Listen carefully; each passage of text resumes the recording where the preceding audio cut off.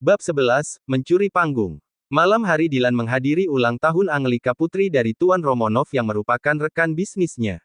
Saat ia datang tak banyak yang memperhatikan dan hanya menganggap ia sebagai tamu biasa. Hanya Tuan Romanov yang mengetahui bahwa Dilan adalah pimpinan Luxury Corp yang sebenarnya. Begitu Dilan datang, pria tua itu segera menghampirinya. "Tuan Dilan, selamat datang dan terima kasih telah menyempatkan waktu untuk hadir," sapa pria itu dengan senyum lebar. Bahkan meski usianya jauh lebih tua daripada Dilan, namun ia menghormati Dilan seolah pemuda ini adalah seniornya. "Tuan Romanov, tolong perlakukan aku dengan biasa," pinta Dilan. "Baik-baik, maaf aku terlalu antusias." Setelah saling menyapa, Dilan lebih suka berdiri di sudut sambil menunggu penampilan Suri. Dia tak menyadari di sudut lain, Tuan Romanov telah membicarakan Dilan dengan putrinya. Dia adalah pemilik Luxury Corp yang sesungguhnya dan belum banyak yang mengetahui identitas itu, jadi belum ada wanita muda dari keluarga kaya yang mendekatinya. "Jadi kuharap kamu bisa menggunakan kesempatan ini dengan baik untuk mengambil hatinya." Angelika menatap Dilan dengan wajah yang cerah. Dia belum pernah melihat seorang pria yang begitu tampan. Meski Dilan menunjukkan ekspresi dingin yang seolah tak mudah didekati, namun bagi Angelika pesona menyendiri Dilan membuat ia semakin tertarik padanya. "Terima kasih sudah memberitahuku, Ayah. Aku tak akan menyia-nyiakan kesempatan ini." Angelika berjalan ke arah Dilan dengan senyumnya yang anggun. "Selamat malam, namaku Angelika. Ayahku menyuruhku untuk menyapamu karena ia mengatakan bahwa kamu adalah salah satu tamu terhormatnya." "Malam," jawab Dilan singkat yang tak menyisakan ruang untuk melanjutkan obrolan sehingga Angelika menjadi kikuk. "Bolehkah aku tahu pada bagian mana di pesta ini yang membuatmu tidak merasa nyaman hingga kamu hanya berdiri dengan wajah yang enggan di sudut ini? Aku akan memperbaiki jika ada sesuatu yang salah pada pesta ini."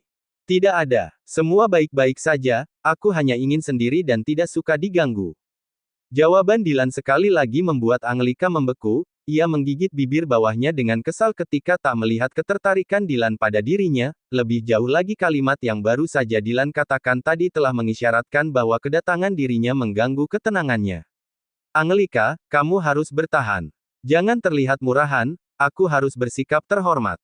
Kalau begitu aku akan pergi memulai perayaan pesta ulang tahun dan meninggalkanmu sendiri. Kuharap kamu akan berkenan jika nanti aku mengundangmu ke pesta dansa." Dilan menyatukan alisnya, wajahnya berubah kesal dalam seketika namun merasa udara semakin jauh lebih baik saat wanita itu pergi. Parfum apa yang ia gunakan? Sangat menyengat. Ia ingin mendekatiku tapi menggunakan parfum brand lain, sungguh lelucon. Setelah tiup lilin dan pembagian kue, kini lampu mulai dipadamkan. Seorang wanita dengan gaun sederhana berwarna putih berjalan menuju panggung. Ia memiliki lekuk tubuh yang indah sama seperti biola yang ada di tangannya, bahkan meski tak mengenakan gaun bermerek ia tetap memiliki penampilan yang memukau. Suri baru saja akan menggesekkan busur biola saat seseorang tiba-tiba menginterupsinya. "Tunggu," pekik Rahel. Ia tak menyangka akan bertemu dengan mantan saudara tirinya dan kali ini ia tak akan membiarkan wanita ini lulus begitu saja untuk menunjukkan penampilannya. Suri terkejut ketika menyadari kehadiran Rahel. Jemarinya menggenggam busur biola dengan kencang hingga ujung jarinya memutih. "Angelika, kita adalah kenalan. Kenapa tak menyuruhku untuk bermain biola di pesta ulang tahunmu tapi justru menyuruh pemain yang tak begitu terkenal? Sekarang biarkan aku memainkan biola untuk hadiah ulang tahun darimu." Semua orang berseru setuju saat mendengar bahwa artis terkenal yang juga pemain biola akan melakukan pertunjukan di depan mereka.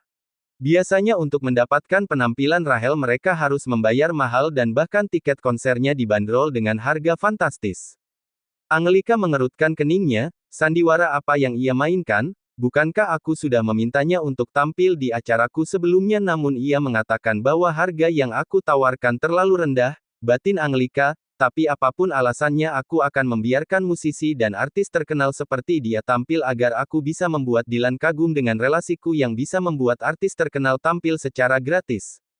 Baiklah, panggung ini milikmu malam ini."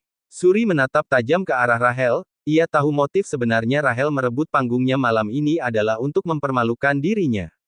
"Jangan khawatir, aku tetap akan memberikan bayarannya padamu meski aku yang tampil. Tolong jangan tunjukkan wajahmu yang masam," kata Rahel sambil melangkah maju ke panggung. Ia sengaja terlihat seperti peri dermawan sementara Suri terlihat seperti wanita yang picik.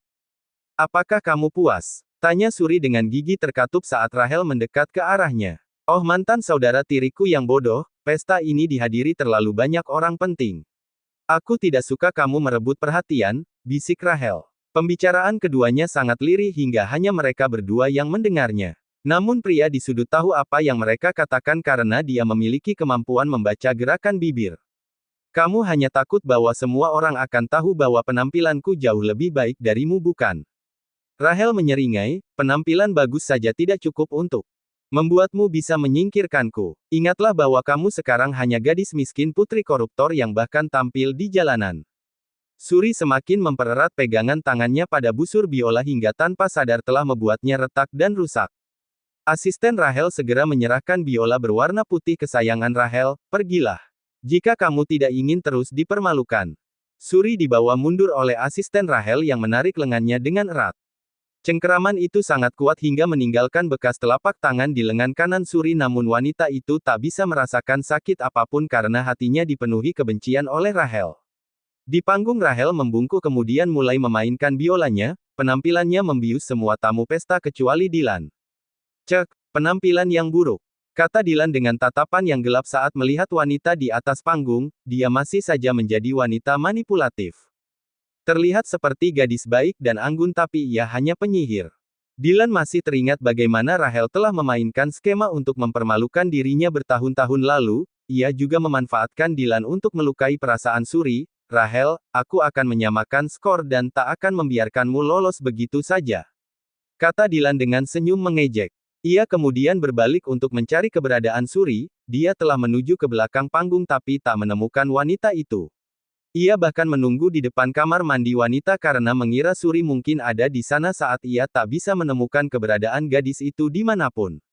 Ketika seorang wanita keluar dari kamar mandi Dylan menghentikannya, apakah ada orang lain di dalam? Ia mengenakan gaun pesta berwarna putih dengan rambut hitam panjang. Tidak ada wanita lagi di kamar mandi. Setelah mendengar itu Dylan kemudian mencari Suri ke taman hotel, ia akhirnya menemukan Suri tengah duduk di bangku taman yang berada di agak jauh dari keramaian. Bahkan lampu di atas bangku itu padam. Ia duduk sendiri dengan wajah tertunduk seolah ia adalah wanita yang rapuh, satu tangannya menggenggam busur biolanya yang patah sementara biola itu ada di bangku sebelahnya. Kenapa aku harus begitu marah hingga merusak busur ini? Sekarang aku harus mengeluarkan uang dengan sia-sia untuk perbaikan. Suri terisak melihat busurnya, ia sendiri tidak tahu apakah ia menangisi busurnya yang rusak atau karena ia merasa marah karena panggungnya direbut oleh Rahel. Bab 12, Taruhan. Dylan mendekati Suri, tubuhnya yang tinggi besar berdiri tepat di depannya dan menutupi cahaya lampu dari sudut lain. Gadis itu mendongak ke atas dan matanya yang berair menatap wajah pria yang membelakangi cahaya. Kamu harus berlatih melakukan pengendalian diri dengan baik. Jangan merusak barang berharapmu dengan orang yang tidak sebanding dengan barang milikmu, kata Dylan ketika melihat busur biola yang patah di tangan Suri. Siapa kau? Tanya Suri dengan alis menyatu. Ini aku. Suri tertegun, suara ini seolah pernah ia dengar dengan baik tapi ia tidak bisa mengingatnya. Dylan duduk di samping Suri, saat cahaya samar mulai menerangi wajah Dylan. Suri mulai menyadari bahwa ia adalah Dylan, pria yang pernah menjadi cinta pertama dalam hidupnya. Kau Dylan, bukankah mereka mengatakan bahwa kamu telah melakukan bunuh diri di kapal pesiar? Tanya Suri dengan wajah ketakutan. Apakah kamu pikir aku hantu? Tanya Dylan semakin mendekatkan wajahnya ke Suri. Jadi kamu bukan? Dylan yang kesal mencubit pipi kanan Suri dan menariknya ke atas, apakah hantu bisa melakukan hal seperti ini? Aduh sakit. Dylan tersenyum saat melihat wajah cemberut Suri, meski begitu ia masih melihat sisa genangan air mata di sudut matanya yang membuat hatinya terasa pahit. Apakah kamu ingin aku kembali ke dalam dan memberikan pelajaran pada mantan saudaramu? Tanya Dylan sambil mengusap sisa air mata di sudut mata Suri. Suri mendorong tangan Dylan, kamu mengetahui apa yang terjadi di pesta. Dylan mengangguk, aku tidak sengaja lewat tadi. Suri tak berpikir lebih jauh kenapa Dylan bisa berada di pesta tadi, lupakan. Kamu bukan tandingannya. Lagi pula aku tidak ingin kamu bertengkar dengan wanita yang pernah kamu puja. Hah. Dylan tertawa dengan ekspresi sinis saat ingat betapa buta dirinya dulu. Sepanjang hidupnya menyukai Rahel adalah penyesalan terbesar yang pernah ia alami. Apakah kamu cemburu?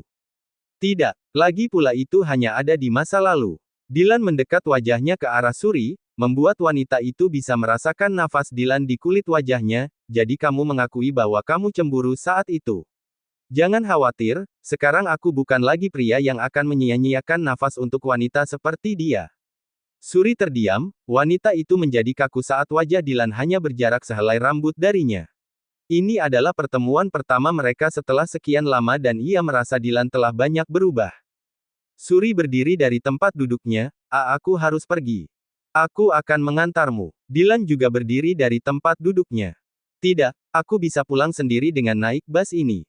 Sudah tidak ada bus di jam seperti Suri melihat jam di arlojinya, ia menyadari bahwa bus terakhir telah lewat 10 menit lalu, dan jika ia menggunakan taksi maka biayanya akan lebih mahal sementara ia harus berhemat.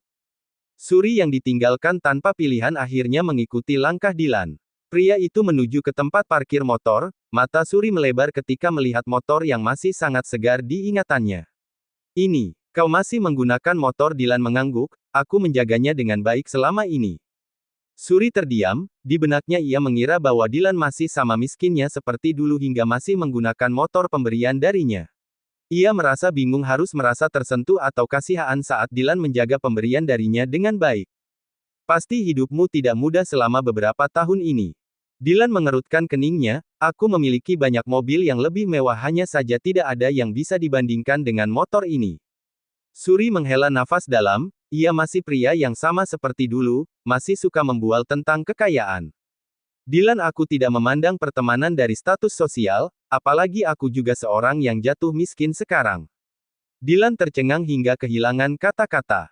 Jadi aku masih pria miskin di matanya, baiklah aku akan mengikuti alur yang ia buat. Baiklah ayo naik ke motor sekarang. Sebelum itu Dilan melepaskan bagian luar jasnya dan memakaikannya pada tubuh Suri. Jangan sampai masuk angin. Perhatian Dilan mengejutkan Suri, apakah ia pria yang sama 4 tahun lalu? Ataukah ia telah menyerah sekarang setelah gagal mendapatkan para gadis kaya? Suri naik ke motor, dia tidak merangkul pinggang Dilan namun justru meletakkan biolanya di antara tubuh mereka. Dilan menyambar tas biola itu kemudian mengalungkannya ke bagian depan tubuhnya. Setelah itu ia mulai mengendarai motor dari perlahan hingga kencang dan membuat Suri segera memeluk tubuh Dilan. Senyum menyinggung di wajah pria yang baru saja berhasil mencapai tujuannya. Di mana tempat tinggalmu? Meski Dilan tahu alamat Suri dari informasi yang ia terima dari Markus namun dia berpura-pura untuk bertanya. Ada di apartemen Sparky. Dilan mengangguk dan memacu motornya, di tengah jalan dia motor sport berwarna merah dan hitam mendekati mereka. Pengendaranya adalah dua pria muda yang tampak arogan. Cantik, kenapa kamu mau naik motor tua itu? Lebih baik kamu ikut kami karena wajah cantikmu tidak cocok dengan motor yang bahkan telah berhenti di produksi ini. Suri melemparkan tatapan tajam pada mereka, bukan urusanmu dan pergi jemput gadis kalian sendiri. Dua pria itu masih belum menyerah, tapi kami sekarang tertarik untuk menjemputmu. Lebih baik urus bisnis kalian sendiri, atau kalian akan menyesal telah memasukkan hidung kalian ke dalam urusanku.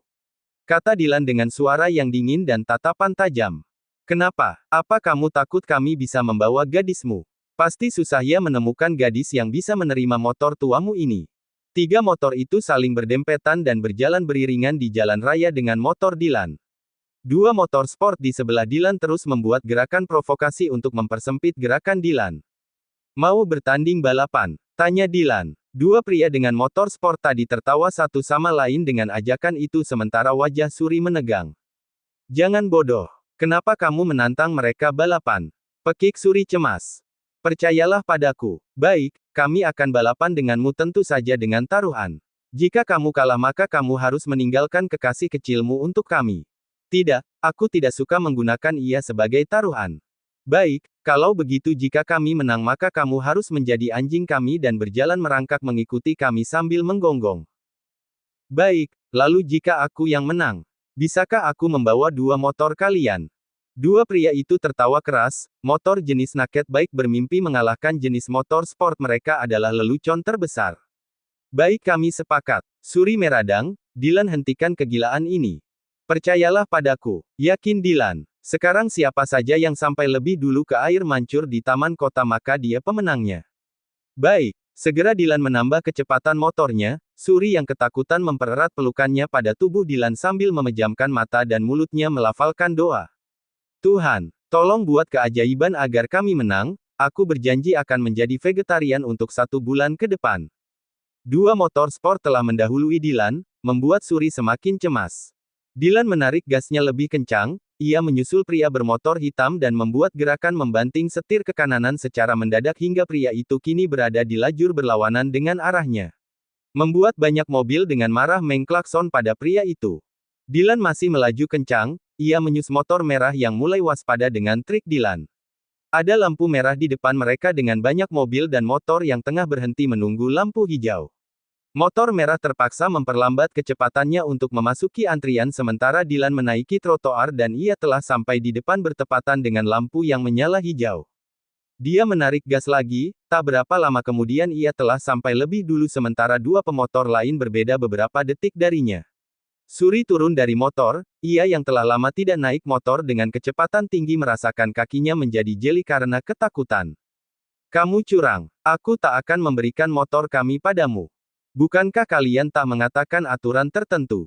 Kenapa sekarang kalian membuat ulah? Tidak, kami tetap tak akan memberikan motor kami. 2 pria yang merasa marah karena dikalahkan jas berniat untuk menyerang Dylan secara bersamaan. Suri yang ketakutan berteriak, bawa saja motor kalian pergi dan jangan sakiti dia. 2 pria itu tidak mundur begitu juga Dylan yang masih melemparkan tatapan belati.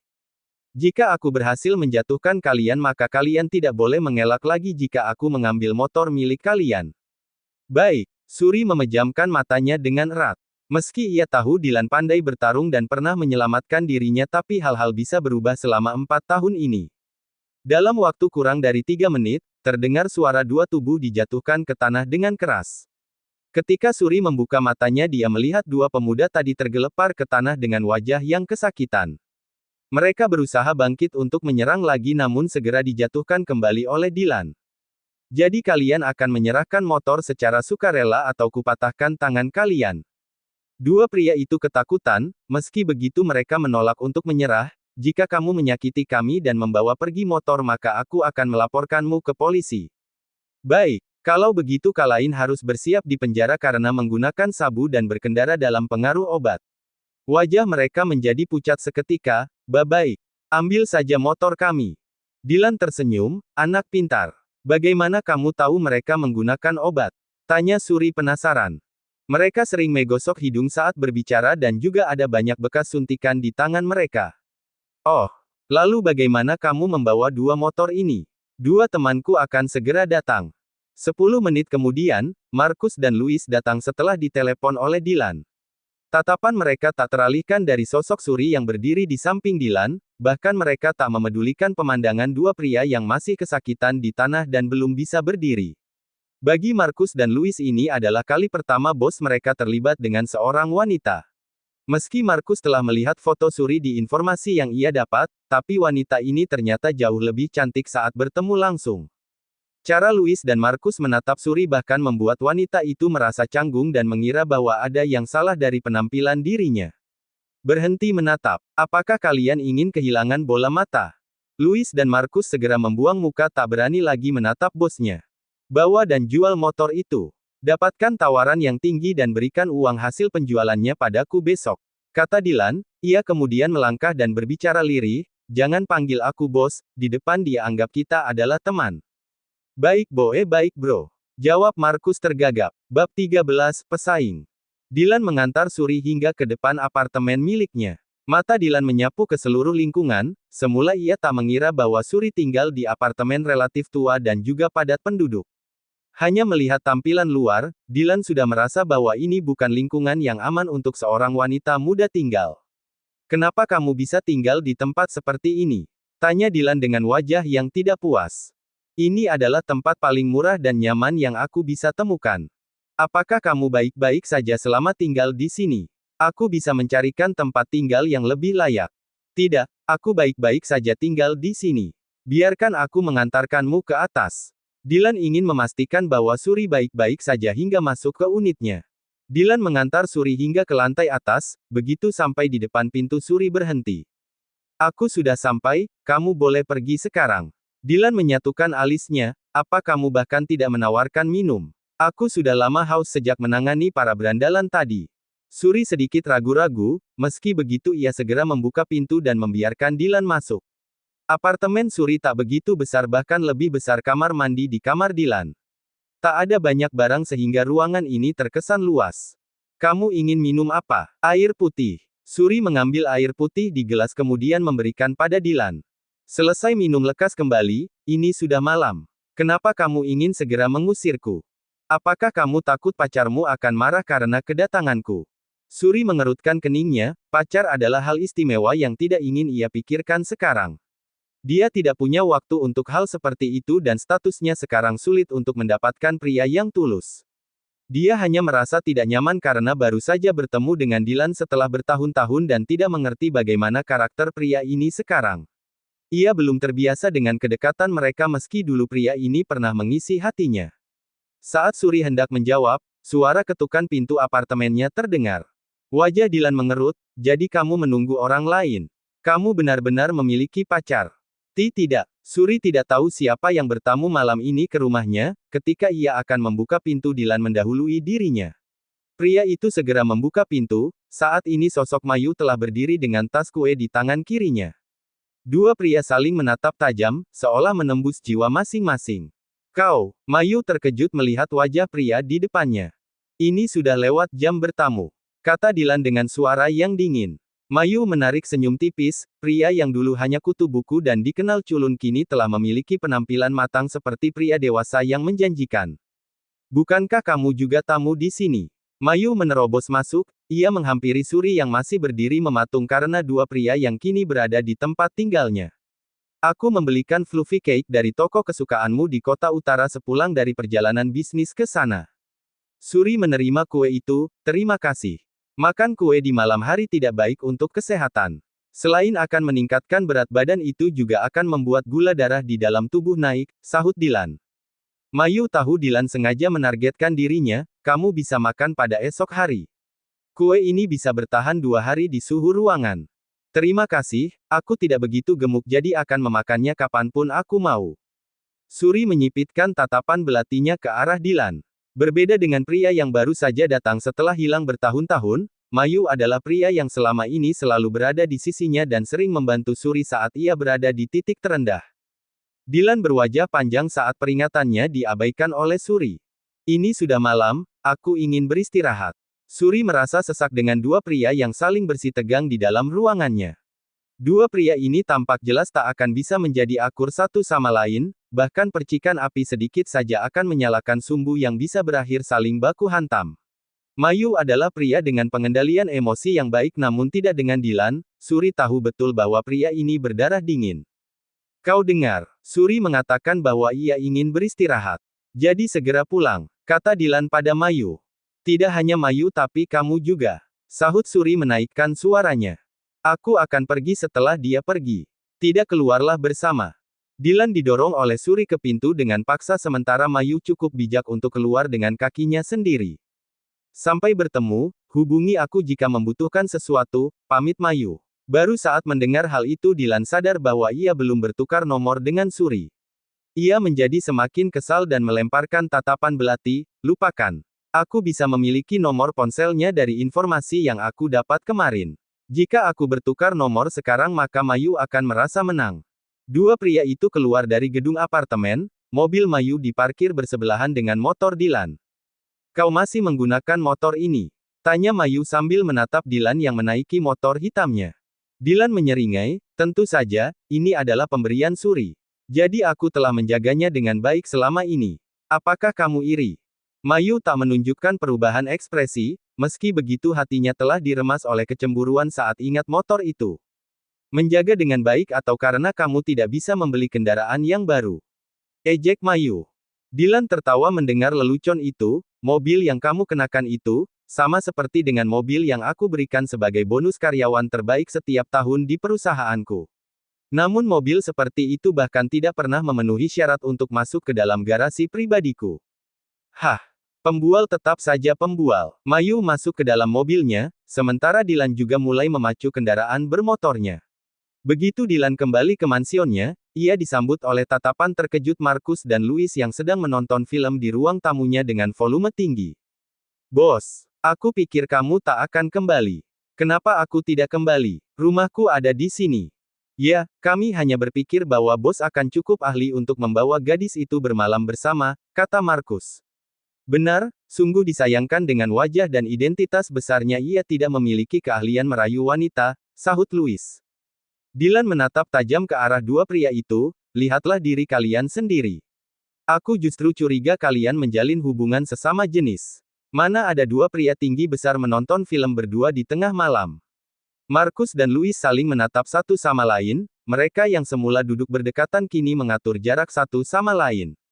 Hari berikutnya, Dylan telah mendapatkan uang hasil penjualan motor. Ia mengetuk rumah Suri ketika wanita itu masih menyiapkan sarapan, saat membuka pintu Suri masih mengenakan apron dapur dan rambut panjangnya dikucir kuda. Pemandangan itu menghangatkan hati Dylan, ia melihat Suri seolah istri yang tengah menunggu suaminya pulang dan menyiapkan makan. Kenapa bertamu begitu pagi? Dylan mengangkat amplop di tangannya, yang hasil penjualan motor kemarin berhasil aku dapatkan. Mari kita membeli biola baru sebagai ganti yang rusak, sisa uangnya bisa kamu pakai untuk sewa unit baru yang lebih layak. Suri menatap amplop tebal itu, ia yakin bahwa dua motor sport semalam setidaknya bisa menghasilkan puluhan ribu dolar. Ia merasa bertentangan menerima uang sebanyak itu. Aku hanya akan membeli busur biola lagi. Lagi pula biayanya tidak begitu mahal, jadi aku tidak bisa menerima uang ini. Simpan saja untukmu sendiri. Aku tidak membutuhkan uang ini, jika kamu tidak ingin menggunakan uang ini maka aku hanya harus membuangnya. Lagi pula aku tidak rugi apapun. Dylan membuang amplop berisi uang itu di tempat sampah samping pintu apartemen Suri. Membuat Suri segera mengambil uang itu dengan wajah yang masam. Kenapa kamu benar-benar membuang uang ini? Jika kamu tidak membutuhkannya maka aku pun tidak. Suri menarik nafas dalam, ia memberikan tatapan protes pada Dylan dengan sifat arogan pria ini. Apakah kamu sedang masak? Bisakah kamu menyiapkan porsi lebih untukku? Masakanku memiliki rasa yang buruk. Tidak apa-apa aku bisa memakannya. Dylan duduk di meja makan Suri yang hanya memiliki dua tempat duduk. Pria itu tak pernah mengalihkan pandangannya pada wanita yang tengah fokus pada masakannya. Kini aku tahu kenapa ayahku selalu menatap ibu dan bahkan memeluknya dari belakang saat masak di dapur, nyatanya wanita memang terlihat cantik ketika sedang memasak. Makanan Suri siap tak lama kemudian karena ia memang hanya masak makanan sederhana. Ada 2 telur mata sapi dan tumis sawi sendok. Dylan yang semula bersemangat mengangkat sendok membeku saat melihat betapa sederhana menu makanan Suri. Apakah kamu hanya masak ini? Tidak baik makan berat di pagi hari. Lagi pula sebagian uang harus ditabung untuk hal lain yang lebih penting. Dylan mengambil sendok yang baru saja diambil Suri, mari kita makan di luar. Lagi pula kita memiliki banyak uang dari penjualan motor. Suri mengambil kembali sendok yang sudah diletakkan Dylan, tidak, aku sudah bersusah payah memasak ini. Jika kamu tidak ingin memakannya maka jangan makan. Kamu bisa pergi ke tempat makan sendiri. Dylan mengalah, baiklah, mari kita makan ini untuk sarapan, kita bisa makan siang di restoran setelah membeli biola baru. Lalu sebelum pulang kita bisa belanja kebutuhan makanan di supermarket untuk mengisi lebih banyak makanan yang bergizi. Terserah padamu, itu lebih baik daripada membuang uang ke tempat sampah. Bab 14, Ketegangan untuk Biola Impian. 2 orang menuju ke toko peralatan musik yang ada di sebuah mall. Toko yang mereka datangi adalah toko peralatan musik terbaik di kota ini, meski memiliki harga yang mahal tapi mereka hanya menjual yang terbaik. Begitu masuk Suri dibanjiri oleh kenangan masa lalunya, sejak kecil dulu ayah dan ibunya sering membelikan biola dan piano di toko ini. Hingga ibunya meninggal dan ayahnya menikah lagi, Suri sudah tidak berniat untuk memainkan alat musik lagi. Dia hanya mulai menyentuh biola lagi ketika ia sadar bahwa tak memiliki keterampilan lain untuk mencari uang setelah kejatuhan keluarganya. Ada yang bisa kami bantu? Tanya wanita muda yang merupakan salah satu pramuniaga toko musik. Kami ingin membeli biola. Tolong tunjukkan kami beberapa biola yang bisa toko ini rekomendasikan. Tentu, mari ikuti saya. Mereka berdua menuju tempat di mana stand biola berada. Pegawai toko menunjukkan beberapa biola pada Suri dan menjelaskan semua harga dan kelebihannya masing-masing dengan baik. Suri dulu memiliki biola terbaik dengan harga mahal, namun ia terpaksa menjualnya dan menggantinya dengan yang paling murah. Tolong berikan saja aku biola dengan harga standar dan tidak perlu yang terlalu mahal. Pramuniaga itu mengangguk, baik Nona. Lebih baik Anda memilih model ini, harganya sekitar $5.000. Suri tercengang, tidak, tolong berikan saja aku harga yang di bawah $1.000. Untuk apa? Ambil saja biola yang disarankan tadi, sahut Dylan. Dylan kurang begitu mengetahui dunia alat musik, hingga ia mengira bahwa biola yang ditawarkan oleh pramuniaga tadi tidak mungkin yang terburuk. Beri saja ia yang paling murah di toko ini, aku ragu ia bahkan bisa membayarnya, bahkan aku curiga mereka datang ke sini hanya untuk melihat-lihat dan tidak berniat membeli. Kata Rahel yang baru saja datang. Pramuniaga yang sempat tersenyum ramah kini memiliki wajah yang padam begitu mendengar apa yang dikatakan Rahel. Nona, jika Anda hanya berniat untuk melihat-lihat, tolong jangan buang-buang waktuku. Suri mengepalkan tinjunya sementara wajah Dylan kini semakin gelap. Rahel di sisi lain segera disambut oleh manajer toko yang akan melayani dirinya secara pribadi. Kenapa kamu begitu tidak sopan pada pelanggan? Aku memiliki uang untuk membayar biola apa saja yang ditunjuk oleh Suri. Beraninya kau menghina dia, maki Dylan. Rahel yang semula hanya fokus pada Suri mulai menyadari kehadiran Dylan setelah pria itu memarahi pramuniaga. Nona Rahel, maaf atas ketidaknyamanannya, mari kita berbicara di ruang VIP, ajak manajer toko. Rahel adalah musisi dan artis besar yang harus ia perlakukan secara pribadi dengan baik. Pembelian dari Rahel akan menjadi bonus terbesar yang setara bonus dari ratusan penjualan lain. Rahel menaikkan tangannya sebagai isyarat agar pemilik toko berhenti bicara. Tunggu. Aku masih memiliki sesuatu yang menarik di sini. Rahel berjalan dengan wajahnya yang arogan. Kau Dylan. Jadi kamu masih hidup. Sepertinya menghilang selama 4 tahun tidak mengubah kepribadianmu sebagai pembual. Dylan menggertakkan rahangnya hingga urat-urat kemarahan menonjol di wajahnya. Jika kamu bukan wanita, aku lebih suka menghancurkan rahangmu agar tidak bisa mengeluarkan kata-kata lagi. Rahel tertawa dengan keras, astaga takut. Kata Rahel sambil menutup kedua mulutnya dengan tatapan mengejek. Dua pengawal prianya segera maju untuk melindungi Rahel.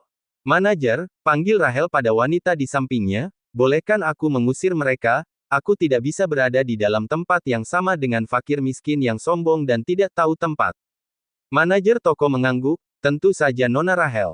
Orang itu kemudian menatap petugas keamanan di tokonya, penjaga. Cepat seret mereka keluar. Dua petugas segera mendekati Dylan dan juga Suri. Dylan mengepalkan tinjunya, jika kalian berani menyentuhku atau dia, maka kupastikan nama kalian akan hilang dari kota ini mulai hari ini. Hah, betapa sombongnya, sahut Rahel, kalian pasangan miskin memang cocok satu sama lain. Wajah Dylan semakin gelap, ada tatapan pembunuhan terpancar dari matanya. Suri yang takut bahwa Dylan akan membuat keributan di toko dan merusak alat musik mahal yang ada di toko ini segera meraih lengannya. Mari kita pergi, anggap saja kita tidak beruntung kali ini. Lagi pula masih banyak toko lain yang menjual biola. Tidak, aku tak akan pernah membiarkan ia menginjak harga diriku lagi. Baiklah, anggap saja aku berbaik hati membiarkan kalian tinggal di sini. Aku juga ingin memberi kesempatan untuk Suri melihat bagaimana biola Stradivarius yang selalu menjadi impiannya akan menjadi milikku hari ini. Suri tanpa sadar mengencangkan cengkeraman tangannya di lengan Dylan. Pria itu kemudian menoleh ke wajah Suri, ia jelas melihat bola matanya bergetar dan menunjukkan rasa kecewa seolah mainan impiannya telah direbut sementara ia tak bisa berbuat banyak. Apa kamu menginginkannya? Tanya Dylan. Tidak. Jawab Suri dengan membuang muka namun ia menggigit bibir bawahnya dengan keras. Jangan khawatir, aku akan membuat biola itu menjadi milikmu. Rahel tertawa begitu keras mendengar hal itu, sementara Suri yang sudah tidak tahan lagi dipermalukan mulai menarik-narik tangan Dylan. Ia tidak bisa bertahan lebih lama di sini dan membiarkan Rahel terus menginjak harga dirinya. Sebutkan harganya, aku akan membelinya, kata Dylan pada manajer. Rahel semakin tertawa keras sambil memegang perutnya, kalian memang pasangan yang tercipta satu sama lain, sementara si wanita adalah putri koruptor dan si pria adalah pembual. Manajer toko menunjukkan ekspresi mengejek, tahukah kamu berapa harga biola tadi? Harganya menyentuh $2 juta. Aku yakin sepanjang hidupmu tak akan pernah melihat jumlah uang sebanyak itu. Jika aku berhasil membawa uang tunai sebanyak itu hari ini, maka kalian harus berlutut pada Suri dan meminta maaf. Baik, aku akan melakukan hal itu asal kamu bisa membawa uang itu dalam waktu 15 menit, jawab manajer toko. Dylan menatap pada Rachel, bagaimana denganmu? Apakah kamu takut? Rachel tertawa sinis, baik aku setuju, tapi jika kamu tidak bisa membawa sejumlah uang itu dalam waktu 15 menit maka kalian berdua harus berlutut di tengah mal selama seharian penuh. Rachel yakin ia akan menang kali ini. Bagaimanapun Dylan pernah membuat kebohongan serupa 4 tahun lalu dan mengatakan bahwa ia adalah pewaris kaya raya dan ternyata ia hanya putra dari mandor pertambangan. Sepakat, kata Dylan. Rahang Suri menganga lebar saat mendengar hal itu. Dylan, hentikan lelucon ini dan mari kita kembali. Kata Suri kesal, percayalah padaku. Dylan segera mengeluarkan ponselnya untuk menghubungi Markus, siapkan uang $2 juta dan bawa ke toko alat musik simfoni kurang dari 15 menit. Markus yang tengah memimpin rapat terkejut hingga langsung melompat dari tempat duduknya, gunakan saja kartu hitam Anda bos, mana bisa aku menyiapkan uang tunai sebanyak itu dalam waktu 15 menit. Bahkan bank membutuhkan waktu untuk menghitungnya jika aku menarik uang secara mendadak. Tidak ada ruang untuk diskusi. Waktumu sekarang tinggal 14 menit. Hai sial, bab 15, makanan pembuka. Rachel menyilangkan tangannya mendengar panggilan telepon dari Dylan, ini sama seperti 4 tahun lalu saat kamu mempermalukan dirimu sendiri. Aku tidak menyangka kamu masih belum belajar dari kejadian masa lalu. Dasar pria pembual, aku tak sabar melihatmu berlutut dan dihina oleh pengunjung mal. Siapa yang dihina? Tiba-tiba sebuah suara barito menyela dan membuat perhatian semua orang tertuju padanya. Seorang pria dengan wajah blasteran datang beserta rombongan dewan direksi mal yang berada di belakangnya. Wajah mereka tampak tertekan dengan senyum kaku pada pria di depannya. Aaron, apa yang kamu lakukan di sini? Tanya Dylan saat melihat adik iparnya. Mal ini adalah salah satu jaringan bisnisku. Aku datang untuk melihat-lihat operasional di sini. Semua dewan direksi terkejut saat seorang pria muda yang tampak lusuh memanggil nama seorang Aaron Stewart hanya dengan nama panggilan. Bahkan mereka yang paling tua di sini memanggil pria muda ini, Tuan Aaron atau Tuan Stewart. Oh, kalau begitu bagus. Sepertinya kamu perlu tahu betapa buruknya salah satu toko di mal ini memperlakukan pelanggannya.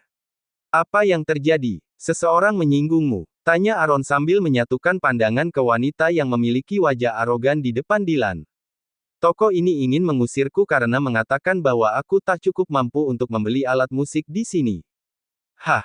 Hahaha, Aaron meledak dengan tawa setelah mendengar hal itu, panggil pemilik toko ini untuk datang. Tita Aaron pada direktur mal. Baik Tuan Aaron. Tatapan Rachel tak teralihkan dari sosok Aaron, pria itu memiliki postur tinggi dan wajah blasteran yang tampan. Terlebih lagi ia percaya bahwa pria ini pasti memiliki status tinggi mengingat ia datang dengan rombongan petinggi di mal ini. Siapa dia? Bisik Rachel pada manajer di sebelahnya. Dia Tuan Aaron, pemilik dari Stewart Corp yang bisnisnya telah berada di mancanegara.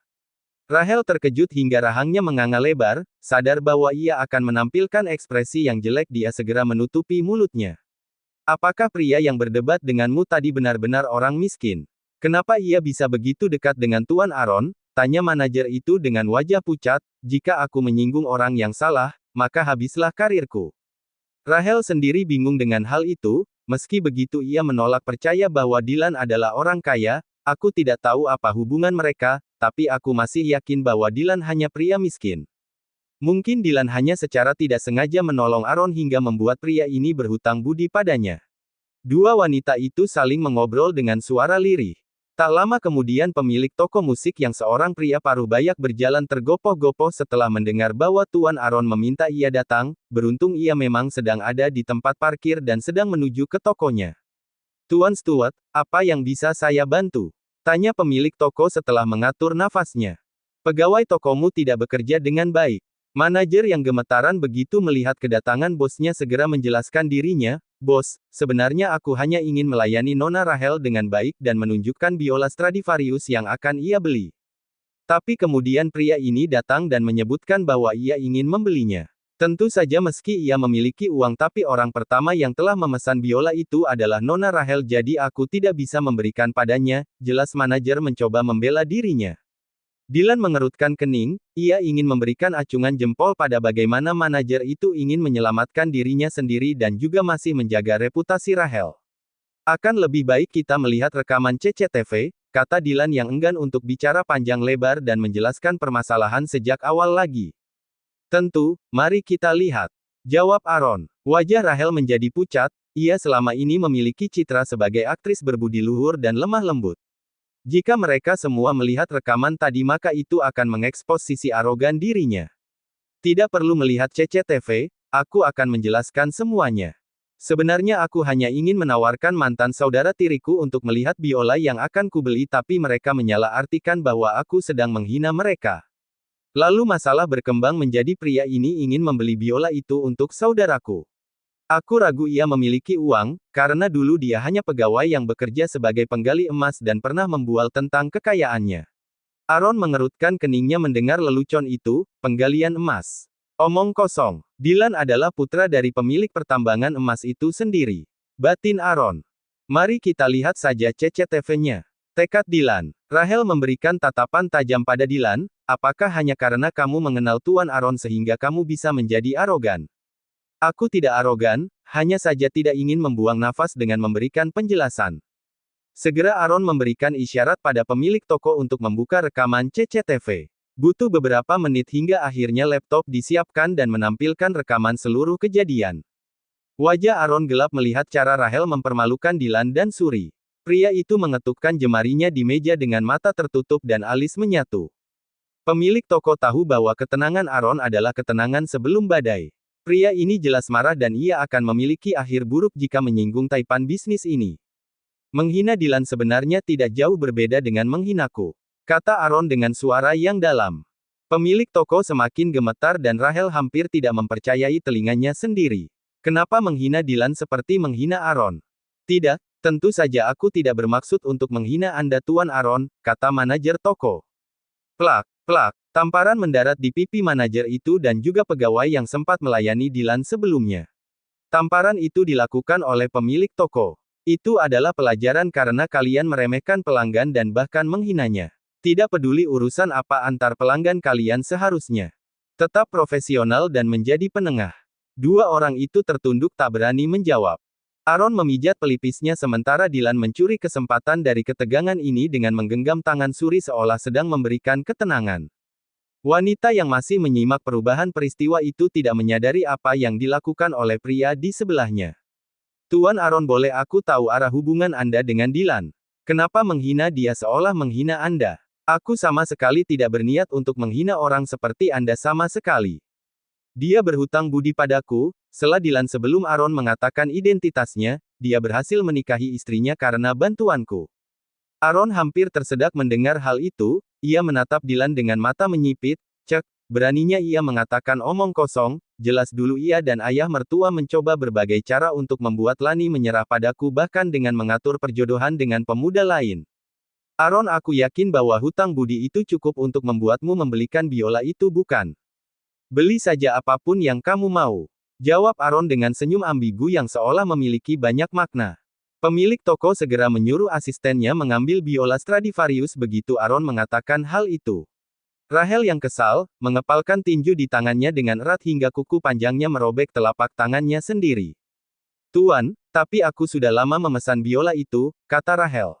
Dia tidak ingin kalah taruhan dari Dylan dan membuat ia berlutut di depan Suri. Kenapa kamu mengeluh? Bukankah sebelumnya kamu bersedia memberikan biola itu asal Dylan menyiapkan uang $2 juta? Rachel menggigit bibir bawahnya, tapi pada kenyataannya ia tidak menyiapkan uang itu sendiri. Jadi aku tak akan berlutut di depan kaki Suri untuk minta maaf. Tidak masalah jika aku kehilangan biola itu, tapi aku tak akan membiarkan diriku kehilangan harga diri dengan berlutut di kaki Suri. Aaron menatap Dylan, aku serahkan keputusan ini padamu. Sekarang aku harus pergi, asistenku akan tinggal di sini untuk mengurus pembayaran biola. Aaron bangkit dan pergi diikuti oleh jajaran petinggi mal. Rachel tahu bahwa Aaron sengaja meninggalkan asistennya untuk memastikan bahwa ia mematuhi apa saja keputusan Dylan. Dylan, kamu hanya berhasil membelinya karena bantuan Aaron dan tidak berhasil membawa uang tunai. Kuharap kamu tidak begitu picik untuk memintaku berlutut. Suri menatap pria di sebelahnya, biarkan saja ia pergi, lagi pula aku tidak butuh ucapan maaf tidak tulus dan kurasa ia sudah cukup untuk dipermalukan. Dylan menarik nafas dalam, kamu begitu baik, padahal memiliki kesempatan untuk balas dendam.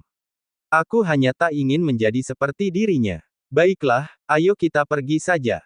Petik 1. Masih banyak waktu untuk memberikan pelajaran pada Rahel, tentu saja ini hanya sebagai makanan pembuka untuknya sebelum aku memberikan pelajaran yang tak akan pernah ia lupakan. Dylan meraih biola langka itu dan membawa Suri keluar. Rahel menatap kepergian pasangan itu dengan wajahnya yang merah. Ia berteriak histeris sambil mengentakkan kakinya ke lantai. Hai kau, jangan buat keributan di sini atau kamu akan menakuti pengunjung. Maki pemilik toko. Nafas Rahel naik turun. Ia tidak pernah dipermalukan seperti ini. Sementara itu saat Dylan baru saja sampai di pintu keluar mal, Markus berjalan dengan tergesa-gesa sambil membawa dua pengawal di belakangnya yang membawa dua koper di masing-masing tangan mereka. Tunggu aku di luar, kata Dylan pada Suri. Wanita itu mengangguk dan pergi. Markus menyeka keringat di dahinya, ia kelelahan fisik dan mental menarik uang $2 juta secara tunai dalam waktu singkat. Bos ini uangnya, kata Markus dengan nafas naik turun. Terlambat. Kenapa baru datang setelah 25 menit? Gajimu akan dipotong. Rahang Markus menganga lebar, bos, membutuhkan waktu untuk menghitung uang dan memproses. Prosedur penarikan uang dalam jumlah besar. Bawa pulang. Itu sudah tidak dibutuhkan lagi. Dylan pergi begitu saja sementara setelah bosnya tidak terlihat Markus memaki panjang sambil melayangkan tendangan ke udara. Sebelum Dylan menghampiri Suri, ia bertemu dengan Aaron yang sudah bersiap masuk ke mobilnya. Terima kasih telah membantuku saudara ipar. Aku dan Lani akan berangkat besok jadi aku akan mengirim Zack dan Zoe ke tempatmu besok pagi. Dylan membeku mendengar hal itu, ia tak menyangka bantuan dari Aaron harus ia bayar dengan menjadi perawat dua keponakannya. Bab 16, Pria Misterius. Saat Dylan menyusul Suri ke tempat parkir motor, wanita itu masih berdiri sambil menatap tas biola yang ada di tangannya. Ini adalah biola yang sejak dulu ia impikan, meski sekarang telah menjadi miliknya namun dia masih merasa bertentangan mendapatkan hadiah mahal dari orang yang tak ia kenal.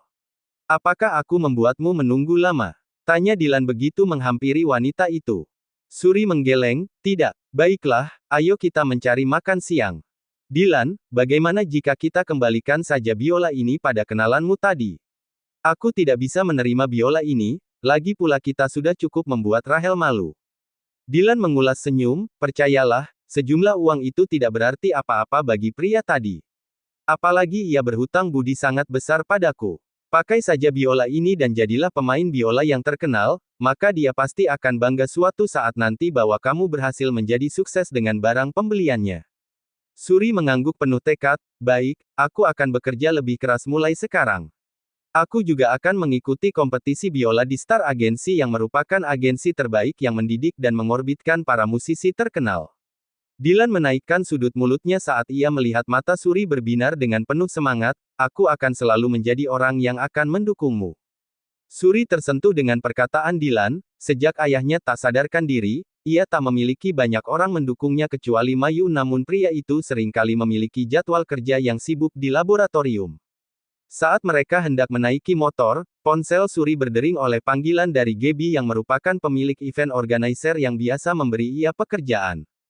Suri, bisakah kamu datang ke acara pesta ulang tahun seseorang di Hotel Zeraton sekarang? Sila yang seharusnya mengisi acara mendadak sakit. Baik, aku akan datang sekarang. Setelah menutup panggilan telepon, Suri meminta Dylan untuk mengantarnya ke Hotel Zeraton. Apakah kita tidak akan makan siang lebih dulu? Kamu akan lapar jika tampil sebelum mengisi perut. Suri menggeleng, aku tidak punya cukup waktu. Dylan hanya menghela nafas panjang lalu menyalakan mobilnya menuju Hotel Zeraton. Gadis itu segera turun lalu melambai pada Dylan. Terima kasih sudah mengantarku. Kamu bisa kembali lebih dulu. Dylan ingin memprotes namun wanita itu sudah berjalan cepat masuk ke hotel. Di sana Gaby sudah menunggunya dengan gaun yang telah wanita itu siapkan untuk penampilan Suri. Ini adalah ulang tahun ke-75 Tuan Felix, dia adalah pria kaya raya yang murah hati. Jika kamu tampil dengan baik, maka ia akan memberikanmu tips yang cukup banyak secara langsung. Mata Suri berbinar hanya dengan mendengar hal itu, aku akan tampil dengan baik. Suri masuk ke ballroom hotel mengenakan gaun hitam yang memeluk bentuk tubuhnya dengan indah. Gaun itu memiliki model tanpa lengan yang membuat kulit putihnya tampak memikat. Semua tamu sudah datang dan duduk di meja masing-masing. Setelah acara potong kue ini adalah saatnya untuk naik ke panggung dan memainkan biola. Begitu Suri naik panggung, cahaya lampu diredupkan dan hanya menyisakan lampu yang menyorot sosok Suri. Ia mengangguk kemudian mulai memainkan biolanya. Dia bermain sangat baik, puji Pak Tua Felix. Ia duduk di meja besar di mana putranya dengan istrinya lalu seorang pemuda berwajah dingin yang tak lain adalah cucunya. Kamu benar ayah, dia tak hanya cantik tapi bermain dengan baik, sahut menantu perempuan pria tua itu. Suri menyelesaikan satu lagu namun Tuan Felix berteriak agar Suri memainkan satu lagi. Mainkan satu lagi, aku sangat suka dengan permainan biolamu. Pria tua itu kini tak lagi duduk di kursinya tapi berdiri tepat di depan panggung tempat Suri tampil. Terima kasih Tuan Felix, aku akan memainkan satu lagu lagi untuk Anda. Suri kembali memainkan biolanya, ia berada dalam performa yang bagus karena bermain dengan biola impiannya. Saat di tengah permainan, tanpa sadar tatapannya tertuju pada tempat di mana seorang pria dengan baju pelayan tengah berdiri di sudut. Pria itu mengambil pistol dari sakunya kemudian membidik tepat ke arah Tuan Felix. Sadar akan ancaman itu, Suri segera turun menuju Tuan Felix yang berada di bawah panggung dan menjatuhkan tubuh pria tua itu. Tepat saat tembakan diletuskan, Suri telah menerjang ke tubuh pria itu dan mereka berdua jatuh ke lantai bersamaan. Pengawal yang berjaga di pesta segera mengejar pelaku penempatan sementara para tamu mulai panik hingga terjadi keributan besar di mana mereka semua berusaha keluar dari ruang pesta. Hanya keluarga terdekat Felix yang segera berjalan menghampiri pria tua itu untuk menanyakan kondisinya. Kakek, apakah kamu baik-baik saja? Tanya Kelvin. Felix baru saja bangkit atas bantuan Suri, aku baik-baik saja. Sudahkah pelakunya tertangkap? Pengawal mengejarnya tadi, tapi begitu terpojok ia segera melakukan bunuh diri dengan menembak kepalanya sendiri. Teliti lebih jauh siapa yang ada di balik semua ini. Kelvin mengangguk, baik kakek. Suri tak ingin terlibat obrolan penting keluarga ini, ia segera berbalik untuk mengambil biolanya yang telah ia jatuhkan di panggung. Nona, tunggu, kata Tuan Felix. Suri berbalik pada pria tua itu, tolong maafkan saya, aku tidak berniat kurang ajar dengan menjatuhkan tubuh Anda. Aku hanya tidak memiliki cara lain yang lebih baik, jelas Suri. Aku tak ingin mengkritikmu Nona, aku justru ingin berterima kasih padamu. Apa yang kamu minta sebagai imbalan dari menyelamatkan pria tua ini, aku akan memberikan apapun yang kamu mau. Suri menggeleng, tidak, aku tidak mengharapkan imbalan apapun Tuan. Aku cukup bahagia bisa menyelamatkan Anda tepat waktu. Tuan Felix semakin suka melihat sikap Suri namun saat ia menoleh ke lengan wanita itu yang berdarah, segera wajah pria tua itu menjadi gelap. Lenganmu terluka Nona, apakah kamu tertembak? Suri menoleh ke lengan kirinya, ia tak sempat menyadari luka di lengannya hingga pria tua itu menyebutkannya. Sepertinya ini bukan luka tembak tapi hanya luka gores Tuan. Aku baik-baik saja, luka ini akan mengering dalam, jangan khawatir, aku akan memanggil dokter untukmu. Suri dibawa ke salah satu kamar hotel untuk mendapatkan perawatan. Seorang dokter perempuan datang tak lama kemudian, ia mengatakan bahwa luka di lengan Suri bukan karena tembakan dan sepertinya itu luka yang terdapat dari goresan benda saat jatuh bersama Tuan Felix. Luka itu tidak dalam tapi dokter masih menjahitnya sebanyak 5 jahitan. Kelvin menatap dengan mata menyipit saat kakeknya memperlakukan gadis itu dengan baik.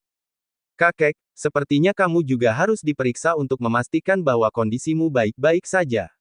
Baiklah, tapi tolong antar pulang gadis ini.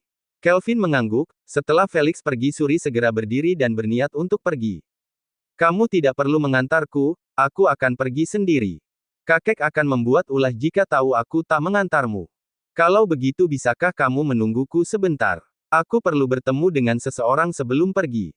Kelvin mengangguk, ia menemani Suri menuju ke ballroom kembali. Dia hanya menatap dari jauh saat Suri mengobrol dengan seseorang yang ia tahu adalah ketua event organizer. Nyona Gebi, maafkan aku telah mengotori gaun ini dengan noda darah. Aku akan mengembalikannya padamu setelah mencucinya.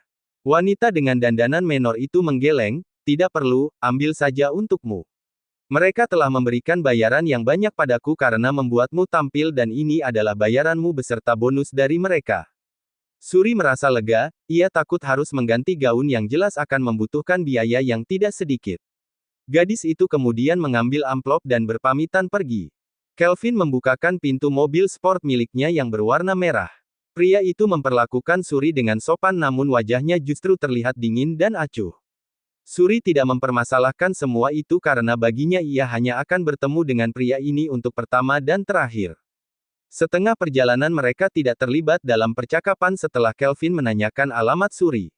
Wanita itu hanya menunduk sambil menatap tas biola di tangannya. Sebelum ia merapikan biola tadi, dia melihat senar biola telah putus dan ada sedikit keretakan pada kayunya karena ia menjatuhkan dengan keras biola tadi sebelum menolong Tuan Felix.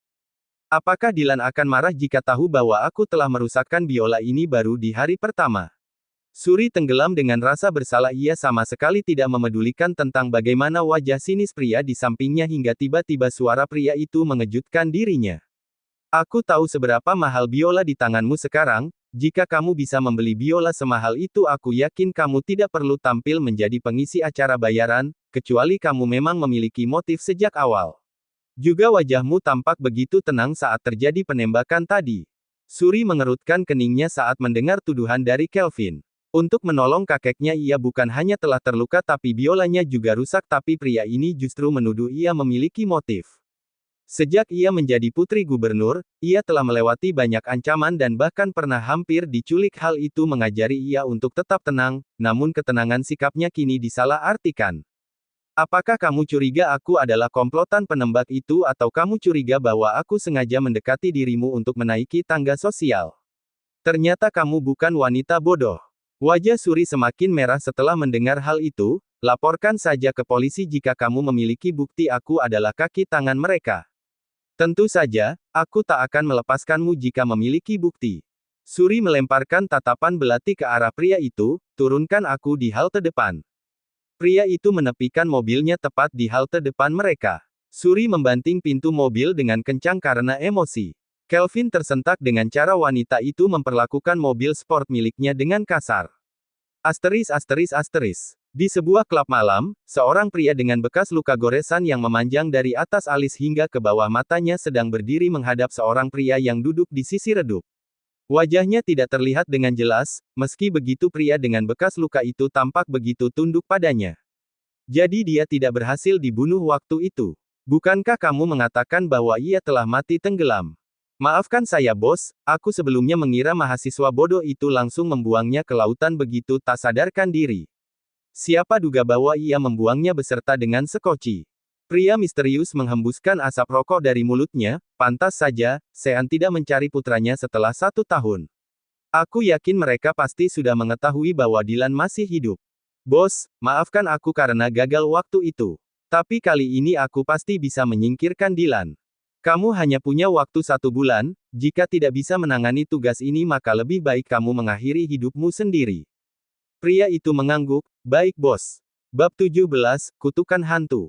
Hari berikutnya, Dylan datang ke kantor untuk berkunjung. Dia tak sengaja melihat siluet Hendrik yang masuk ke lift bersama dengan seorang pegawai wanita.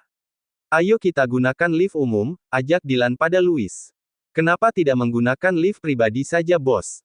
Tidak apa-apa, aku ingin melihat apakah seseorang telah berubah menjadi pria baik setelah kejatuhan keluarganya. Hendrik dulu adalah putra dari pemilik salah satu perusahaan terkemuka di kota utara, namun belakangan bisnis keluarganya telah jatuh dan membuat ia dari pewaris kaya raya berubah menjadi seorang karyawan biasa. Saat Dylan masuk ke lift, Hendrik sedang mengobrol dengan karyawan wanita dan tak memperhatikan wajah 2 orang yang baru saja masuk ke lift. Aku dulu adalah lulusan terbaik di jurusan bisnis, meski keluargaku telah mengalami kemunduran tapi masih memiliki banyak pengaruh baik di kota utara dan juga Greenwood. Itulah kenapa ketika aku meminta gaji besar dan jabatan sebagai ketua tim pemasaran, mereka tidak menolak gagasan itu sama sekali, kata Hendrik saat membual dengan karyawan wanita muda yang tak lain adalah seorang manajer. Dylan tersenyum mencibir saat mendengar hal itu, dia masih belum berubah sejak 4 tahun lalu. Aku penasaran apakah ia masih menggunakan mobil BMW miliknya. Wanita di sebelah Hendrik berbinar saat mendengar hal itu, apakah itu berarti ada kemungkinan kamu akan naik pangkat dalam waktu cepat? Hendrik mengangguk, tentu saja, pemilik Luxury Corp adalah mantan rekanan ayahku. Jadi ia pasti akan memberikanku jabatan yang tinggi nantinya. Aku hanya harus bertahan di posisi ini untuk sementara waktu. Dylan yang berusaha menahan tawa kini mulai melepaskan tawa dan membuat Hendrik mulai menatap wajah pria di depannya yang terpantul dari dinding lift. Begitu melihat pantulan wajah Dylan, Hendrik menjadi pucat dan tubuhnya mundur ke belakang. Ia mengusap matanya berkali-kali untuk memastikan bahwa ia tidak salah lihat. Tidak, apakah aku melihat hantu sekarang? Wanita di sebelah Hendrik melihat wajah pucat pria itu. Apa yang terjadi? Apakah kamu sakit? Hendrik tidak menjawab. Ketika pintu lift terbuka, ia segera meraih tangan wanita itu dan membawanya keluar dari lift secepat mungkin seolah ia sedang dikejar hantu. Dylan menunjukkan ekspresi tawa puas di wajahnya ketika melihat Hendrik lari dengan ketakutan. Louis yang tidak mengenai sejarah mereka berdua menyatukan alisnya. Apa yang membuat Anda begitu bahagia, bos? Pria tadi adalah orang yang dulu membiusku dan meninggalkanku di atas sekoci di tengah samudera. Ia pasti ketakutan dan mengira telah melihat hantu. Kalau begitu aku harus membunuhnya. Biarkan saja dulu, aku ingin bermain-main dengannya dulu. Hendrik kembali ke mejanya dengan keringat dingin yang keluar di seluruh tubuhnya. Tidak, aku pasti salah lihat karena terlalu lelah. Tidak mungkin tadi adalah hantu Dylan. Beberapa saat kemudian Hendrik mendapatkan panggilan untuk menuju ke ruang presdir.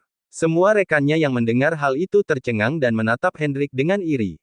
Selain para dewan direksi, sangat sulit untuk mendapatkan undangan ke ruang kerja pimpinan luksuri. Mereka biasanya hanya dapat melihat wajah Markus di ruang rapat.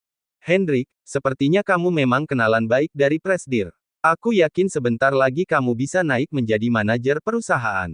Hendrik melupakan rasa takutnya, kini ia merasa besar kepala dan tersenyum dengan bangga. Ya, aku tak menyangka akan secepat ini. Padahal aku ingin belajar dari posisi terendah sebelum mengemban jabatan tinggi. Hendrik berjalan menaiki lift menuju lantai tertinggi gedung ini. Seorang sekretaris dengan wajah cantik menyambut kedatangannya. Silakan masuk, Anda sudah ditunggu. Hendrik merapikan kemejanya sebelum masuk. Ia tersenyum lebar saat melihat Markus di dalam ruangan. Apakah Anda memanggilku presdir?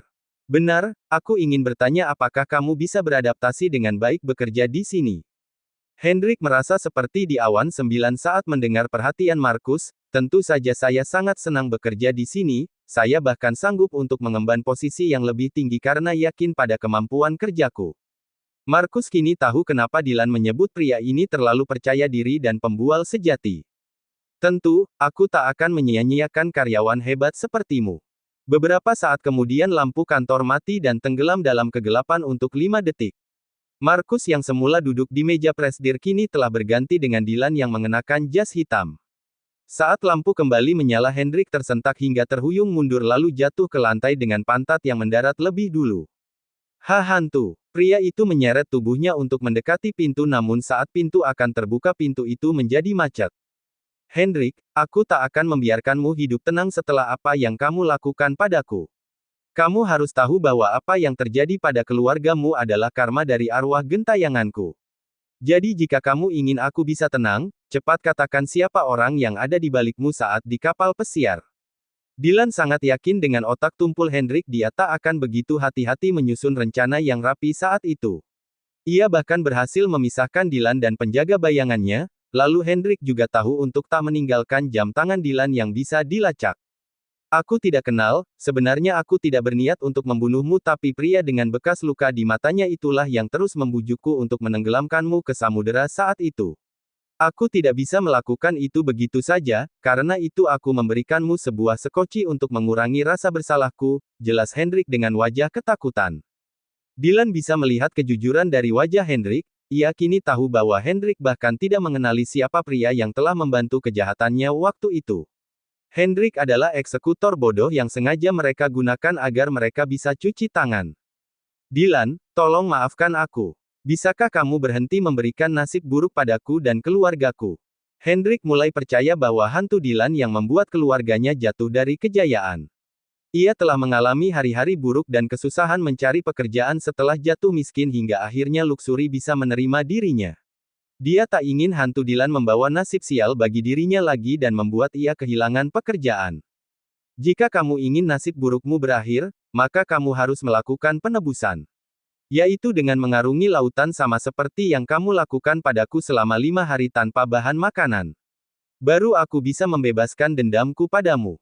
Hendrik tercengang saat mendengar hal itu, bukankah itu sama saja kamu menginginkan aku mati sepertimu? Dylan mengangguk, segera lampu padam kembali. Ketika lampu kembali menyala sosok Markus telah duduk di meja kerjanya seolah tak terjadi apa-apa. Hendrik, apa yang terjadi padamu? Kenapa kamu tersungkur di lantai dan tampak ketakutan? Tanya Markus. Hendrik masih berada dalam kondisi shock. Ia segera keluar dari pintu seolah pergi dari kejaran hantu. Setelah pria itu pergi, Louis dan Dylan keluar dari ruang istirahat tepat di belakang meja kerja Markus. Kenapa harus mengintegrasi dia dengan cara seperti tadi? Cukup mudah untuk menggunakan kekuatan untuk membuat ia bicara, keluh Louis. Aku ingin ia yang sudah bodoh mendapatkan sakit mental dengan rasa ketakutan. Bos, lalu dengan pria yang memiliki bekas luka di matanya. Apa yang harus kita lakukan? Informasinya terlalu sedikit untuk kita bisa mengetahui siapa pria itu, tanya Markus. Dylan menarik nafas panjang, orang dengan luka wajah seperti itu pasti tidak banyak orang yang bisa memilikinya. Aku yakin kita akan menemukan orang itu secepatnya. Dylan tahu orang yang pernah berhadapan dengan pria itu adalah Hector, penjaga bayangannya ketika pria dengan luka di matanya itu menahan Hector agar tidak naik kapal pesiar. Hanya saja Hector telah mati tepat beberapa bulan setelah Dylan hilang.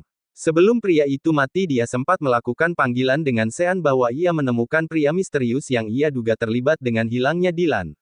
Namun hari berikutnya Hector ditemukan mati tenggelam di sungai. Bagi Dylan itu adalah kematian yang aneh, mengingat Hector bisa berenang dan telah dilatih dengan baik sehingga ia bisa menjadi salah satu anak buah terbaik ayahnya. Hendrik hanya pion, lalu pria dengan bekas luka di matanya adalah kuda sementara masih ada raja misterius yang ada di belakang mereka. Aku ingin tahu apa tujuan mereka untuk menyingkirkanku, gumam Dylan. Aku yakin mereka akan bergerak lagi begitu tahu bahwa aku tidak mati dan justru menjadi pemilik misterius dari Luxury Corp. Kita harus memancingnya keluar kalau begitu. Dylan mengangguk setuju. Markus kemudian mulai membahas tentang brand ambassador yang dibutuhkan untuk produk mereka di Greenwood. Banyak manajemen artis melamar ingin agar artis mereka bisa menjadi duta produk kita. Salah satunya adalah pemain biola ternama Rachel yang telah mendapatkan voting terbanyak dari para manajemen sebagai duta kita. Bagaimana menurutmu bos? Tanya Markus. Dylan menyeringai, tentu gunakan dia. Berikan ia bayaran yang banyak, namun jangan lupa mencantumkan penalti yang besar jika ia melanggar kontrak. Bab 18, Pengganti Moana. Saat Henry kembali semua orang terkejut melihat wajahnya yang pucat dan keningnya yang telah dipenuhi keringat. Hendrik, apa yang terjadi di kantor pimpinan? Kenapa wajahmu begitu pucat? Hendrik menggeleng, tidak, tolong jangan tanya padaku. Kantor Presdir berhantu. Semua orang tercengang, gedung ini masih sangat baru di kota ini dan mereka juga belum mendengar tentang adanya hantu. Mereka mendapatkan kesimpulan bahwa pertemuan Hendrik tidak berjalan dengan baik, kini mereka tidak lagi merasa itu. Beberapa saat kemudian seorang sekretaris dari lantai Presdir datang untuk mencari Hendrik. Tuan Hendrik, karena Anda telah menyinggung bos kami dengan mengigau dan menunjuk ia sebagai hantu maka jabatan Anda akan diturunkan menjadi pembersih. Hendrik tercengang saat mendengar hal itu, tidak mungkin baginya untuk menjadi pembersih dengan statusnya dulu dan juga ia memiliki ijazah universitas yang bisa membuat ia mencari pekerjaan lain yang lebih layak daripada pembersih. Tidak, tolong berikan aku kesempatan. Aku hanya sedang tidak enak badan tadi hingga pikiranku kacau, jelas Hendrik. Kamu bisa mencoba menjadi pembersih selama 1 bulan. Jika kerjamu bagus maka kami akan mengembalikanmu ke posisi semula. Hendrik tidak bisa tahan dengan pekerjaan kotor seperti itu selama 1 hari apalagi 1 bulan. Tidak, kalau begitu aku akan mengundurkan diri daripada menjadi pembersih. Sekretaris itu mengangguk, baiklah, maka siapkan uang penalti sesuai yang tertera pada kontrak kerja maka Anda bisa meninggalkan Luxury. Wajah Hendrik semakin pucat saat mendengar penalti, apa maksudmu? Aku bahkan belum mendapatkan gaji dari kantor ini kenapa aku harus membayar denda? Sekretaris Markus masih memiliki wajah tenang dan postur tubuh yang mencerminkan dengan jelas bahwa ia adalah seorang yang profesional. Kamu meminta posisi sebagai ketua pemasaran sebagai syarat untuk bisa bekerja di sini, tentu saja pihak kami menyetujui itu.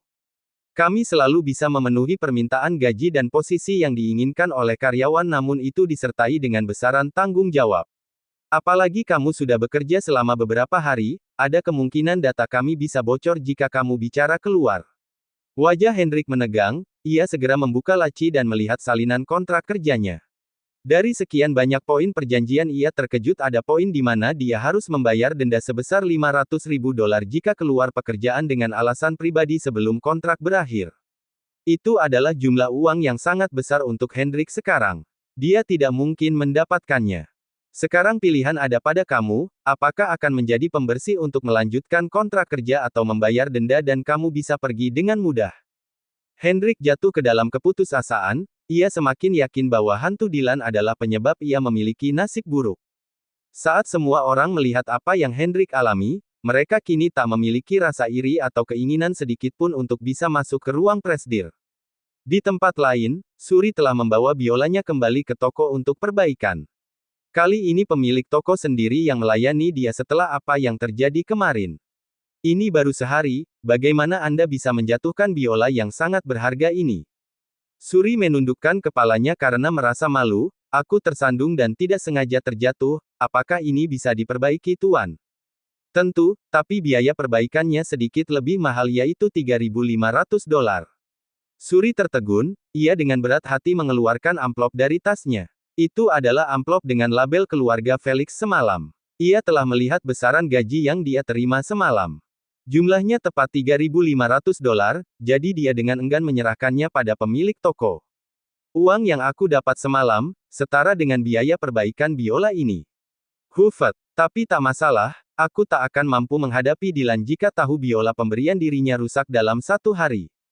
Suri sebenarnya berharap uang itu bisa membantu biaya rumah sakit ayahnya dan juga sewa apartemen dirinya yang telah jatuh tempo. Gadis itu keluar dari toko tak lama kemudian, ia tak memperhatikan sosok pria yang sedari tadi menyaksikan dari sudut toko tentang percakapan antara pemilik toko dan Suri. Kelvin datang ke toko ini untuk melakukan perbaikan harmonika kesayangannya. Boleh aku lihat logo dari amplop yang diberikan gadis tadi? Pemilik toko mengangguk dan menunjukkan amplopnya, ini logo keluarga Anda Tuan Kelvin. Apakah Anda mengenal gadis tadi? Kelvin tak menjawab dan segera melangkah pergi. Apakah aku salah paham padanya? Jika ia cukup kaya maka dia tak akan menggunakan uang bayaran penampilan semalam untuk biaya perbaikan. Ia pasti akan menggunakan kartu kredit, gumam Kelvin. Ia tanpa sadar mencari sosok Suri untuk mengikutinya. Beberapa saat kemudian Kelvin menemukan gadis itu telah menuruni eskalator. Pria itu berjalan cepat untuk menyusul langkah Suri, dia mulai mengikuti gadis itu diam-diam hingga Suri duduk di halte bus untuk menunggu busnya. Angin mengibaskan rambut hitam panjangnya, wanita itu duduk dengan tenang tidak seperti penunggu lain yang tenggelam dengan ponsel mereka. Suri melamun sambil menatap jalanan, sesekali ia menarik nafas panjang tampak sangat terbebani. Saat busnya sampai, Suri segera naik dan kini Kelvin tak ingin mengikuti wanita itu lagi. Mobil Kelvin yang dikemudikan oleh sopirnya telah berhenti tepat di pinggir jalan. Saat Kelvin masuk, asisten yang duduk di sebelah sopir memberikan laporan informasi tentang data diri Suri. Sejak ia curiga Suri memiliki motif untuk mendekati kakeknya, Kelvin telah menyuruh asistennya menyelidiki latar belakang Suri. Ia tidak pernah terlibat dalam pertemuan mencurigakan. Kehidupannya hanya habis untuk bekerja dan merawat ayahnya di rumah sakit. Aku juga telah memastikan bahwa Suri dan pelaku penembakan tidak pernah saling bertemu, jelas asisten Kelvin. Ekspresi wajah Kelvin berubah menjadi rasa bersalah setelah mengetahui bahwa ia salah menuduh gadis itu memiliki motif. Hari ini adalah ulang tahun Tuan Stefan dan Anda mendapatkan undangan, kata asisten Kelvin. Aku hampir saja lupa, kalau begitu mari kita ke sana. Saat Suri sampai di apartemennya, ia melihat Dylan tengah berdiri depan gedungnya dengan wajah yang muram. Saat ia melihat Suri barulah pria itu menarik nafas lega. Aku menghubungimu sejak tadi tapi kamu tidak mengangkat panggilan dariku. Suri kemudian mengeluarkan ponselnya dan baru menyadari itu telah kehabisan baterai, ponselku kehabisan data, apakah kamu menunggu lama? Dylan mengangguk, ia sudah menunggu 1 jam dan baginya itu adalah waktu yang lama. Pria itu kemudian meraih pergelangan tangan Suri.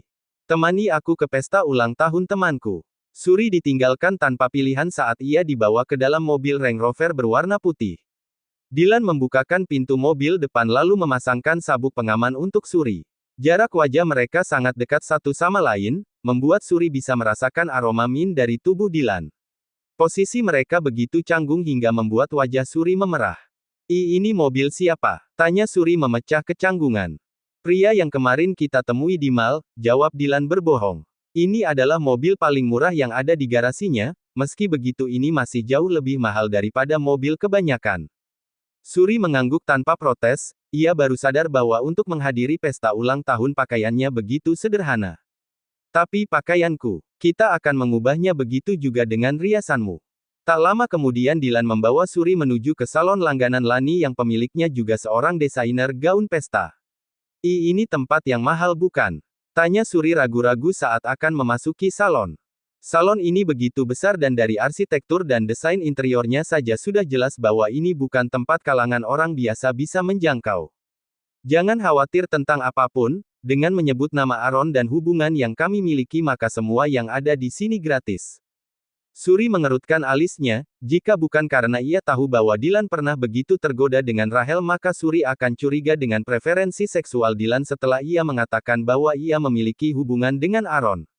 Pemilik salon segera menyambut mereka, ia adalah seorang wanita cantik yang berusia 40 tahunan. Dia tidak begitu cerewet namun itu tidak mengurangi keramahannya. Perubahan apa yang Anda inginkan untuk kekasih Anda? Tanya wanita itu. Suri tercengang dan akan membuka mulut untuk menyangkal hubungan mereka namun Dilan tak memberi kesempatan. Hanya buat ia tampak lebih segar dan ringan. Pemilik salon mengangguk, ia kemudian membawa Suri ke ruangan lain sementara Dilan duduk di ruang tunggu sambil membaca majalah bisnis. 1 jam kemudian pemilik salon telah keluar dengan penampilan baru Suri. Dilan membeku saat melihat Suri tampak begitu memukau setelah mendapatkan riasan tipis. Sebenarnya ia telah melihat wanita ini mengenakan gaun pesta saat ulang tahun ketika di ulang tahun Putri Tuan Romanov namun tampilan Suri kali ini jauh lebih menghidupkan jiwa bangsawan dan kecantikan dirinya sebagai seorang putri setelah mendapatkan sentuhan dari riasan tangan profesional. Ruhi mengenakan gaun pesta berwarna navy dengan lengan berbentuk balon untuk menutupi luka di jahitan yang masih diperban pada lengannya. Semula pemilik salon ingin ia mengenakan baju tanpa lengan, namun saat menyadari luka di lengan Suri ia segera memberikan gaun berlengan. Apakah penampilanku buruk? Tanya Suri saat melihat wajah Dilan yang membeku dengan rahang yang terbuka. Sangat cantik sampai aku ingin menyimpanmu untuk diriku sendiri. Kening Suri berkerut karena menyadari apa yang baru saja Dilan katakan memiliki makna rasa posesifnya sebagai pria. Apalagi ia ingat Dilan tidak repot-repot meluruskan tentang hubungan mereka yang disalahpahami oleh pemilik salon. Ayo kita berangkat. Dilan meraih pergelangan tangan Suri saat ia menyadari ekspresi wajah wanita itu yang bertentangan. Mereka berdua menuju ke pesta ulang tahun Gavin yang diadakan di sebuah klub malam yang seluruhnya telah dipesan oleh putra dari pamannya Aston dan bibi Nancy. Begitu Dilan melangkah masuk suasana menjadi sunyi dan ada wajah canggung baik dari Stefan dan Moana. Mereka masih ingat kejadian terakhir kali yang membuat Dilan terusir. Stefan dan Daniel segera berdiri untuk menyambut Dilan secara langsung. Mereka berempat dulu adalah sahabat dekat yang tumbuh kecil bersama, namun persahabatan mereka menjadi renggang sejak Moana memutuskan untuk bersama Stefan. Dilan akhirnya kamu datang, selama ini cukup sulit untuk mengundangmu keluar sejak kamu ditemukan kembali oleh Paman Sean dan mulai terjun ke dunia bisnis, sapa Stefan menghampiri Dilan. Sebagai kakak dari Moana ia telah berada di posisi yang sulit karena dua sahabatnya menyukai adiknya yang akhirnya menciptakan keretakan di hubungan mereka. Aku akan lebih sering berkumpul dengan kalian kembali di masa depan. Beberapa tahun lalu aku belum begitu dewasa. Semua orang di pesta tercengang saat melihat perubahan sikap dan cara berbicara Dilan yang lebih dewasa. Ia kini terlihat sama seperti Sean ayahnya. Tak lama kemudian seorang wanita yang berada tepat di belakang tubuh Dilan menampakkan dirinya. Ini adalah kejutan lain bagi mereka semua karena Dilan membawa wanita cantik pada kedatangan pertamanya. Keterkejutan juga dimiliki oleh Kelvin yang duduk di sudut. Alisnya menyatu ketika melihat Suri datang bersama Dilan. Beberapa waktu lalu aku penasaran bagaimana Suri yang telah jatuh miskin bisa membeli biola mahal. Kini setelah ia datang dengan Dilan, aku mengerti dari mana ia mendapatkan hal itu. Rasa bersalah Kelvin pada Suri kini berubah menjadi kebencian lagi. Bab 19, Pengawal Baru Kelvin. Perkenalkan, dia Suri. Di masa depan aku akan lebih sering datang dengan dia. Jika saja Suri sebelumnya tidak mendengar permintaan Dilan saat di perjalanan maka dia akan sama terkejutnya dengan orang-orang yang mengira Dilan telah menyatakan hubungan mereka lebih dari sekedar teman. Suri, bantu aku malam ini. Jadilah wanitaku karena aku ingin kembali memulai persahabatan dengan temanku lagi, jelas Dylan. Sepanjang di perjalanan tadi ia kemudian mendengarkan cerita tentang kisah cinta Moana dan sahabatnya. Tentu saja Dylan sengaja melewati tentang siapa jati dirinya yang sebenarnya. Halo Suri, mari berteman mulai sekarang. Aku Moana. Suri menjabat tangan Moana dan mengamati wanita cantik di depannya, ia sangat ramah dan memiliki senyum indah yang hangat. Pantas saja Dylan pernah begitu menyukai wanita ini, batin Suri, namun sebuah perasaan aneh yang tak ia tahu membuat hatinya merasa tak nyaman. Pesta kembali berlanjut setelah perkenalan singkat.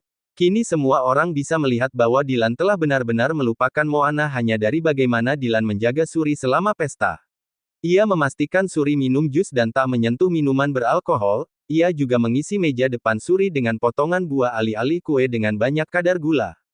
Tatapan tajam Kelvin terus menyapu dengan tajam interaksi keduanya. Ketika ia melihat Dylan berjalan untuk merokok di lorong, dia mengikuti di belakangnya. Ada yang ingin kamu katakan? Dylan menyadari bagaimana tatapan belati Kelvin terus dilemparkan ke arahnya. Di antara Gavin, Stefan dan Daniel yang telah berbaur dengan dirinya, Kelvin masih menjaga jarak dan menatapnya dengan kebencian. Aku tidak menyangka kamu begitu cepat pindah. Bukankah kamu begitu mencintai Moana hingga tak pernah menganggap penting perasaan wanita yang kehilangan nyawa karenamu? Kenapa kamu masih menyalahkan kematiannya padaku? Seolah aku adalah orang yang mendorongnya dari gedung. Jemari Kelvin mengepal dengan erat, jika saja Dylan bersedia datang maka dia tak akan melihat bagaimana wanita yang ia cintai mati bunuh diri untuk Dylan. Kamu adalah pria berdarah dingin. Aku berharap wanita tadi tidak berakhir seperti Sasha. Kelvin melangkah pergi dan meninggalkan pesta lebih awal. Pada pagi hari berikutnya pria itu ada di halaman rumahnya untuk melihat 4 pria yang melamar sebagai pengawalnya. Sudah sejak lama Kelvin terus mencari anak buah dengan kemampuan tinggi untuk berada di sisinya. Ia juga telah berlatih keras selama bertahun-tahun hanya untuk membuat ia dengan Dylan menjadi setara. Di depan Kelvin sekarang ada 4 pria dan salah satunya adalah pria dengan postur paling tinggi dengan bekas luka di matanya. Mereka adalah 4 terbaik dari 10 orang yang mendaftar untuk menjadi anak buah Kelvin. Tunjukkan kemampuan kalian. Dalam waktu singkat pria dengan bekas luka di matanya berhasil menjatuhkan 3 pria tadi ke tanah. 2 di antaranya menderita tulang patah hanya dari melihat betapa keras mereka jatuh disertai dengan bunyi retakan tulang. Siapa namamu? Tanya Kelvin pada pria dengan wajah dingin di depannya. Lukas, kamu memiliki kemampuan bela diri yang bagus. Jadi mulai sekarang kamu akan menjadi salah satu pengawalku. Kelvin sangat takjub dengan kemampuan Lukas, bahkan Kelvin yakin bahwa kemampuan Lukas adalah yang terbaik dari semua pengawalnya. Sore hari Lukas sudah mulai bekerja, ia mengikuti Kelvin menuju arena pacuan kuda. Di sana ia telah mendapati Dylan sedang berkuda dengan Suri. Wanita itu sangat bahagia bisa kembali berkuda setelah 4 tahun tidak pernah menaiki kuda lagi. Meski begitu ia berjalan begitu pelan karena takut aktivitasnya akan merobek luka di lengannya lagi. Apakah kamu takut setelah lama tidak bermain kuda? Biarkan aku membantumu. Belum sempat Suri bereaksi Dylan telah loncat dari kudanya ke kuda Suri dan duduk tepat di belakang wanita itu. Posisi mereka sangat dekat hingga tubuh mereka praktis saling menempel satu sama lain. Jantung Suri seperti dihidupkan kembali saat aroma familiar dari pria ini menyelimuti hidungnya. Dylan meraih tali kemudi dan mulai memacu kuda Suri mengelilingi lapangan dengan kencang. Lihat, semua baik-baik saja bukan? Ini adalah kuda terjinak di tempat ini. Jadi kamu tak perlu takut kuda ini akan menjatuhkanmu. Kelvin melihat kedekatan mereka berdua dengan tatapan iblis. Setelah menyaksikan untuk beberapa saat ia kemudian pergi menuju ruang ganti untuk menggunakan setelan baju berkudanya. Ketika keluar ia tak sengaja menabrak Suri yang sedang mencari ruang ganti wanita dengan wajah yang pucat. Aku tidak menyangka kamu memiliki mata yang bagus. Dylan adalah tangkapan yang besar, tapi aku penasaran jika kamu tidak mengenal Dylan apakah kamu akan berpegang teguh untuk menggunakan trik untuk merayuku dan naik ke tangga sosial. Suri menyatukan alisnya, dia yang sedang kesakitan sambil memegangi lengannya tidak mengerti kenapa pria ini selalu memiliki cara pandang yang buruk tentang dirinya. Apakah aku pernah menyinggungmu Tuan Kelvin? Aku merasa tak pernah berselisih denganmu tapi kenapa kamu selalu memberikan penilaian yang buruk padaku? Lalu bisakah kamu menjelaskan pada bagian seperti apa aku telah merayu Anda? Karena rasa sakit di lengannya, Suri bahkan tidak menyadari ada kata-kata Kelvin mengisyaratkan bahwa Dylan memiliki status yang lebih tinggi darinya. Kelvin membeku dengan rentetan pertanyaan dari Suri. Ia kehilangan kata-kata dan tidak bisa menemukan jawaban apapun. Suri melangkah pergi setelah yakin bahwa pria ini terdiam dan ia tak ingin membuang waktu untuk berdebat dengan dirinya. Saat Suri pergi, Kelvin melihat tetesan darah di lantai. Tatapannya tertuju pada lengan Suri, pakaian berkuda wanita itu berwarna hitam sehingga Kelvin bahkan tidak menyadari kalau lengan wanita itu berdarah. Kelvin menyusul langkah Suri, apakah kamu bodoh? Lenganmu cedera namun kamu masih bermain kuda. Apakah kamu sangat putus asa untuk mendapatkan perhatian Dylan? Inersia karena kehilangan banyak darah, pandangan Suri semakin gelap dan hampir jatuh namun sebuah lengan terulur ke pinggangnya untuk menahan wanita ini jatuh ke tanah. Dylan melihat cara Kelvin memeluk tubuh Suri dan api amarah membakar matanya. Ia berjalan dengan mantap ke arah Suri yang hampir kehilangan kesadaran dan mendorong tubuh Kelvin. Kamu bertindak terlalu jauh dengan menyentuh wanitaku. Maki Dylan dengan gigi terkatup. Ia kini ganti menopang tubuh Suri. Kelvin sempat terhuyung beberapa langkah sebelum ia menemukan pijakannya lagi untuk berdiri dengan mantap. Jika ia wanitamu, kenapa kamu tak menyadari bahwa lengannya terluka dan justru membuat ia berkuda dengan kencang? Dylan mengalihkan pandangnya ke arah Suri yang sudah tak sadarkan diri. Lengannya basah oleh cairan lengket dari darah. Dylan segera menggendong wanita itu dengan gaya pengantin lalu membawanya ke klinik. Setelah mendapatkan perawatan, dokter mengatakan bahwa luka di lengan Suri telah terbuka lagi dan mengalami infeksi. Dokter itu memberikan obat untuk diminum Suri agar ia tidak demam. Dylan menunggu Suri hingga tersadar di klinik. Tiba-tiba pintu dibuka dan Louis datang dengan wajah serius. Bos, mari bicara di depan. Louis dan Dylan menuju ke depan klinik untuk mendengarkan apa yang ingin dikatakan oleh Louis. Bos, aku menemukan pria dengan bekas luka di wajahnya. Ia adalah salah satu pengawal yang datang dengan Kelvin. Kilatan berbahaya muncul dari mata Dylan. Ia tahu bahwa dirinya dengan Kelvin sudah berada di titik tidak bisa kembali karena konflik mereka, tapi Dylan tak menyangka bahwa Kelvin bertindak terlalu jauh. Bab 20, Pengasuh si Kembar. Dylan menggelengkan kepalanya sendiri, tidak, mungkin pengawal Kelvin bukan satu-satunya pria dengan bekas luka di wajahnya. Dylan masih belum percaya bahwa Kelvin sangat membenci dirinya hingga ingin membunuhnya. Dylan ingin menghampiri Kelvin untuk meminta penjelasan namun ia tidak bisa meninggalkan Suri yang masih belum sadarkan diri. Setelah 2 jam tertidur, Suri akhirnya terbangun di ruangan yang aneh. Ia menoleh ke sekeliling lalu melihat Dylan berdiri di dekat jendela kaca.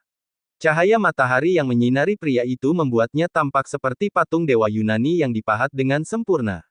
Suri tak bisa mengalihkan perhatiannya dari wajah Dylan hingga pria yang ia tatap kini menoleh padanya. Kamu sudah bangun. Apakah aku pingsan lama? Dylan menggeleng, tidak. Kenapa kamu tidak mengatakan bahwa tanganmu terluka? Di mana kamu mendapatkan luka ini? Suri dapat melihat wajah muram Dylan saat menanyakan hal itu. Ia tahu bahwa pria ini sedang marah dengan dirinya. Aku mendapatkan luka ini ketika terjatuh saat bermain biola di pesta ulang tahun Tuan Felix beberapa hari yang lalu. Kamu sudah dewasa. Kenapa kamu membiarkan dirimu terjatuh dan bahkan tidak bisa merawat lukamu dengan baik? Suri tertunduk, maaf, aku akan lebih berhati-hati lain kali. Dylan ingin mengeluh lebih banyak namun ketika melihat wajah memelas Suri, ia kehilangan kata-kata. Ekspresi wanita di depannya membuat ia teringat pada hewan kecil yang rapuh dengan menunjukkan tatapan berkaca-kaca. Beberapa saat kemudian Dylan membawa Suri kembali namun wanita itu mulai menyadari bahwa ia tidak menuju ke tempat tinggalnya melainkan ke sebuah mansion besar. Kenapa kamu membawaku ke sini? Bantu aku mengawasi 2 iblis kecil. Sebenarnya biola kemarin tidak diberikan secara gratis, tapi Aaron mengirimkan 2 iblis kecilnya agar aku merawat mereka. Alis Suri menyatu, ia masih belum mengerti apa yang dimaksud dengan iblis kecil yang dibicarakan oleh Dylan, meski begitu ia mulai menyadari bahwa mansion ini kemungkinan besar adalah milik Aaron. Dylan mengeluarkan Suri dengan menggendongnya dengan gaya pengantin untuk dibawa ke dalam rumah.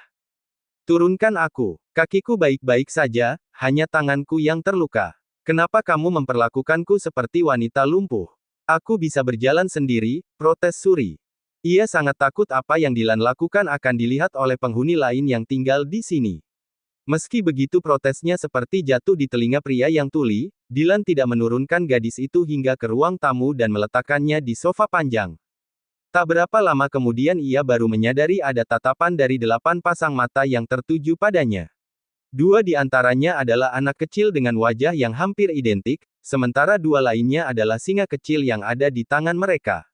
Singa itu juga terlihat seperti bayi kembar sama halnya dengan pemiliknya. Paman, apakah bibi ini tidak bisa berjalan? Tanya Zoe. Dia bisa berjalan. Lalu kenapa kamu menggendongnya? Ia sudah besar, bahkan ayahku selalu mengeluh saat aku menuntutnya untuk menggendongku dan mengatakan aku sudah besar dan bukan bayi lagi, kata Zack. Dia memang sudah dewasa, tapi cukup bodoh dan ceroboh. Jadi dia sering melukai dirinya sendiri.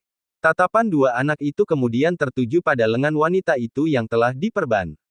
Semula Suri datang ke pacuan kuda dengan lengan panjang yang membuat lukanya tak terlihat, tapi baju itu berlumuran darah jadi Dylan menyiapkan baju ganti lainnya. Wajah Suri memerah karena malu pada 2 anak kecil di depannya. Ia melemparkan tatapan belati pada Dylan dengan jawabannya yang justru tidak membantu dirinya keluar dari situasi canggung. Tidak, ini bukan seperti yang ia katakan. Suri ingin menjelaskan situasinya namun dia tak bisa menemukan alasan yang tepat. Apakah kalian memelihara singa? Suri mencoba mengalihkan pembicaraan ketika melihat 2 singa kecil di antara anak itu. Dia pernah menjadi putri orang kaya, namun sepertinya di hadapan 2 anak ini level kekayaannya tidak bisa dibandingkan. Apalagi mereka bahkan bisa memelihara singa yang merupakan hewan dilindungi. 2 singa itu menuju ke arah Suri dan memeluk kakinya dan menjilatinya seperti kucing. Suri pada awalnya merinding karena takut mereka mengira bahwa kakinya akan dijadikan makanan oleh hewan karnivora ini, namun detik berikutnya ia terkejut bahwa singa ini menjilati kulit kakinya seperti perilaku anjing peliharaan. Tangan Suri kemudian terulur dan mengacak kepala 2 singa di kakinya. Nama 2 singa ini Meo dan Pusi, jawab Zoe. Nama yang lucu, tapi bukankah nama itu lebih cocok untuk kucing? Bagi kami mereka seperti kucing. Dylan baru saja mengambil jus di dalam kulkas Suri, begitu melihat dia hewan memeluk kaki Suri dan menjilati betis putih wanita itu, wajah Dylan menjadi merah. Kaki panjangnya segera menendangi 2 hewan itu menjauh dari kaki Suri. Apa yang kalian lakukan? Aku bahkan belum pernah melakukan hal itu padanya tapi beraninya kalian meletakkan lidah kalian di kulitnya. Tendangan dan makian Dylan membuat 2 hewan itu meringkuk ketakutan dan memeluk erat kaki kecil tuannya Zack dan Zoe seolah meminta perlindungan. Suri menyatukan alisnya melihat kekejaman Dylan, apa yang kamu lakukan pada 2 hewan kecil itu? Kamu membuatnya takut. Mereka hanya robot. Suri tercengang mendengar hal itu, ia tak menyangka hewan yang tampak hidup itu sebenarnya adalah robot.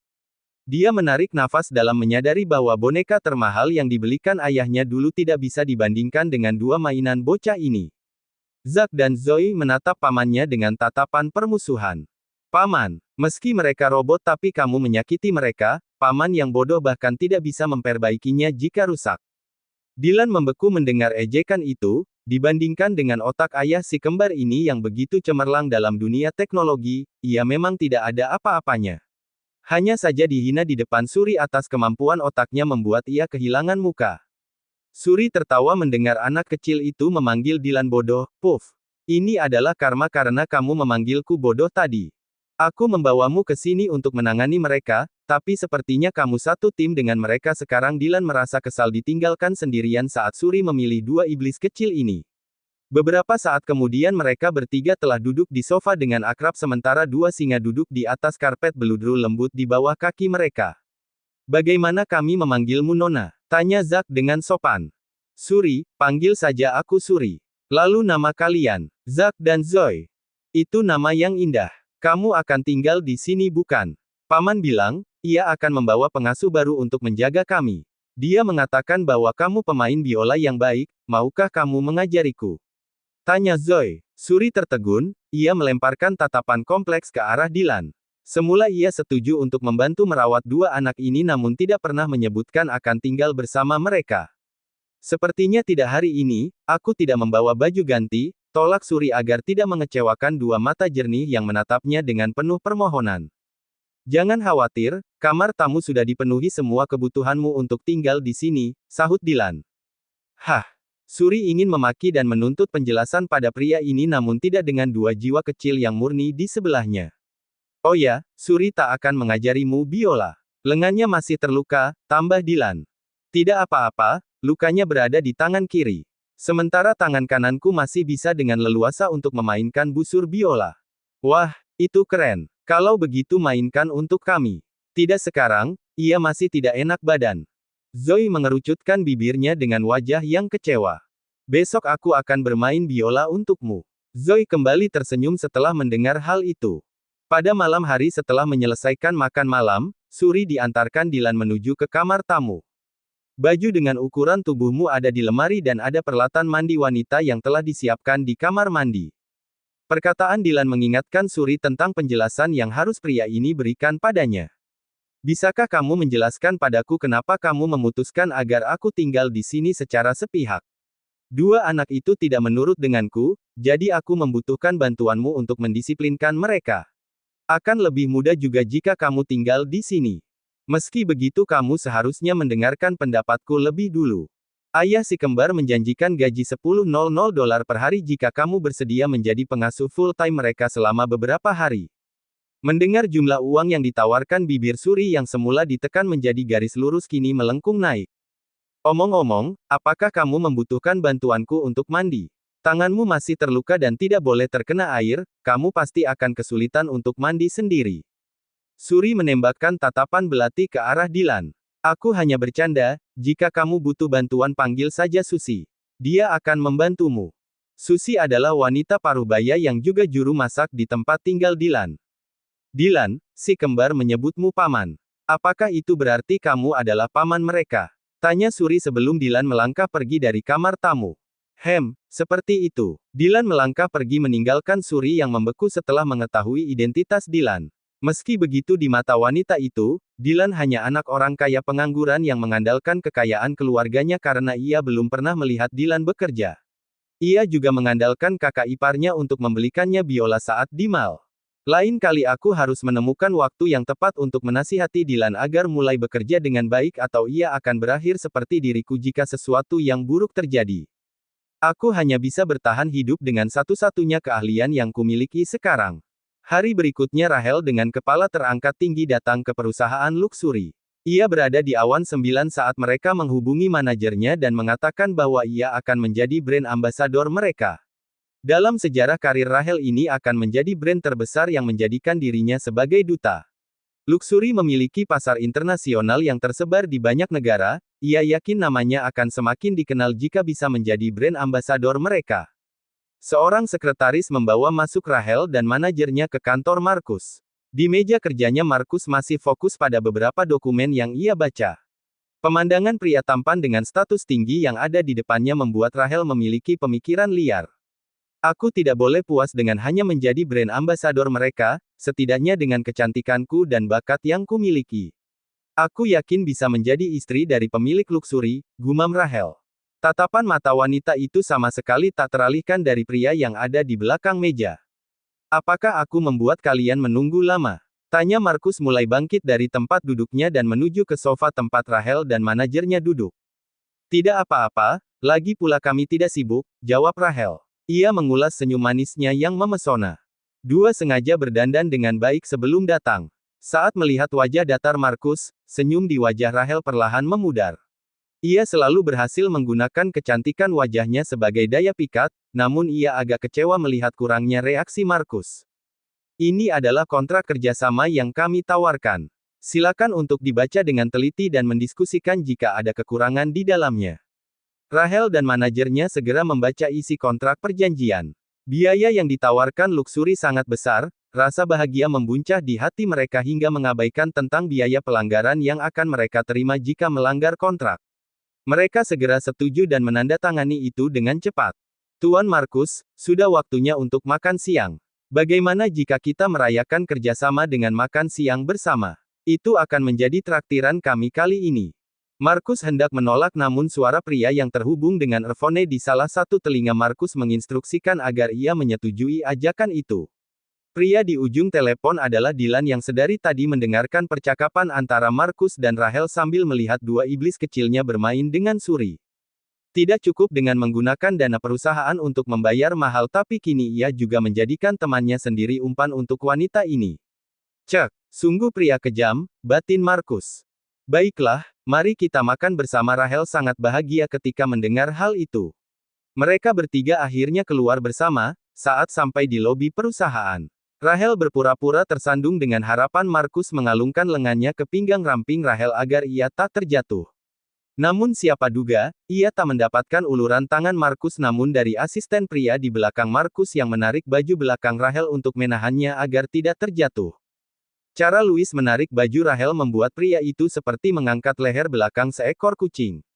Gerakan itu membuat wajah Rahel memerah karena marah dan malu. Ia malu diperlukan dengan buruk dan ia marah karena pria ini menggagalkan rencananya. Meski begitu ia harus tetapi mengucapkan terima kasih. Terima kasih sudah menyelamatkanku yang hampir jatuh, kata Rahel dengan senyum kaku. Bersambung.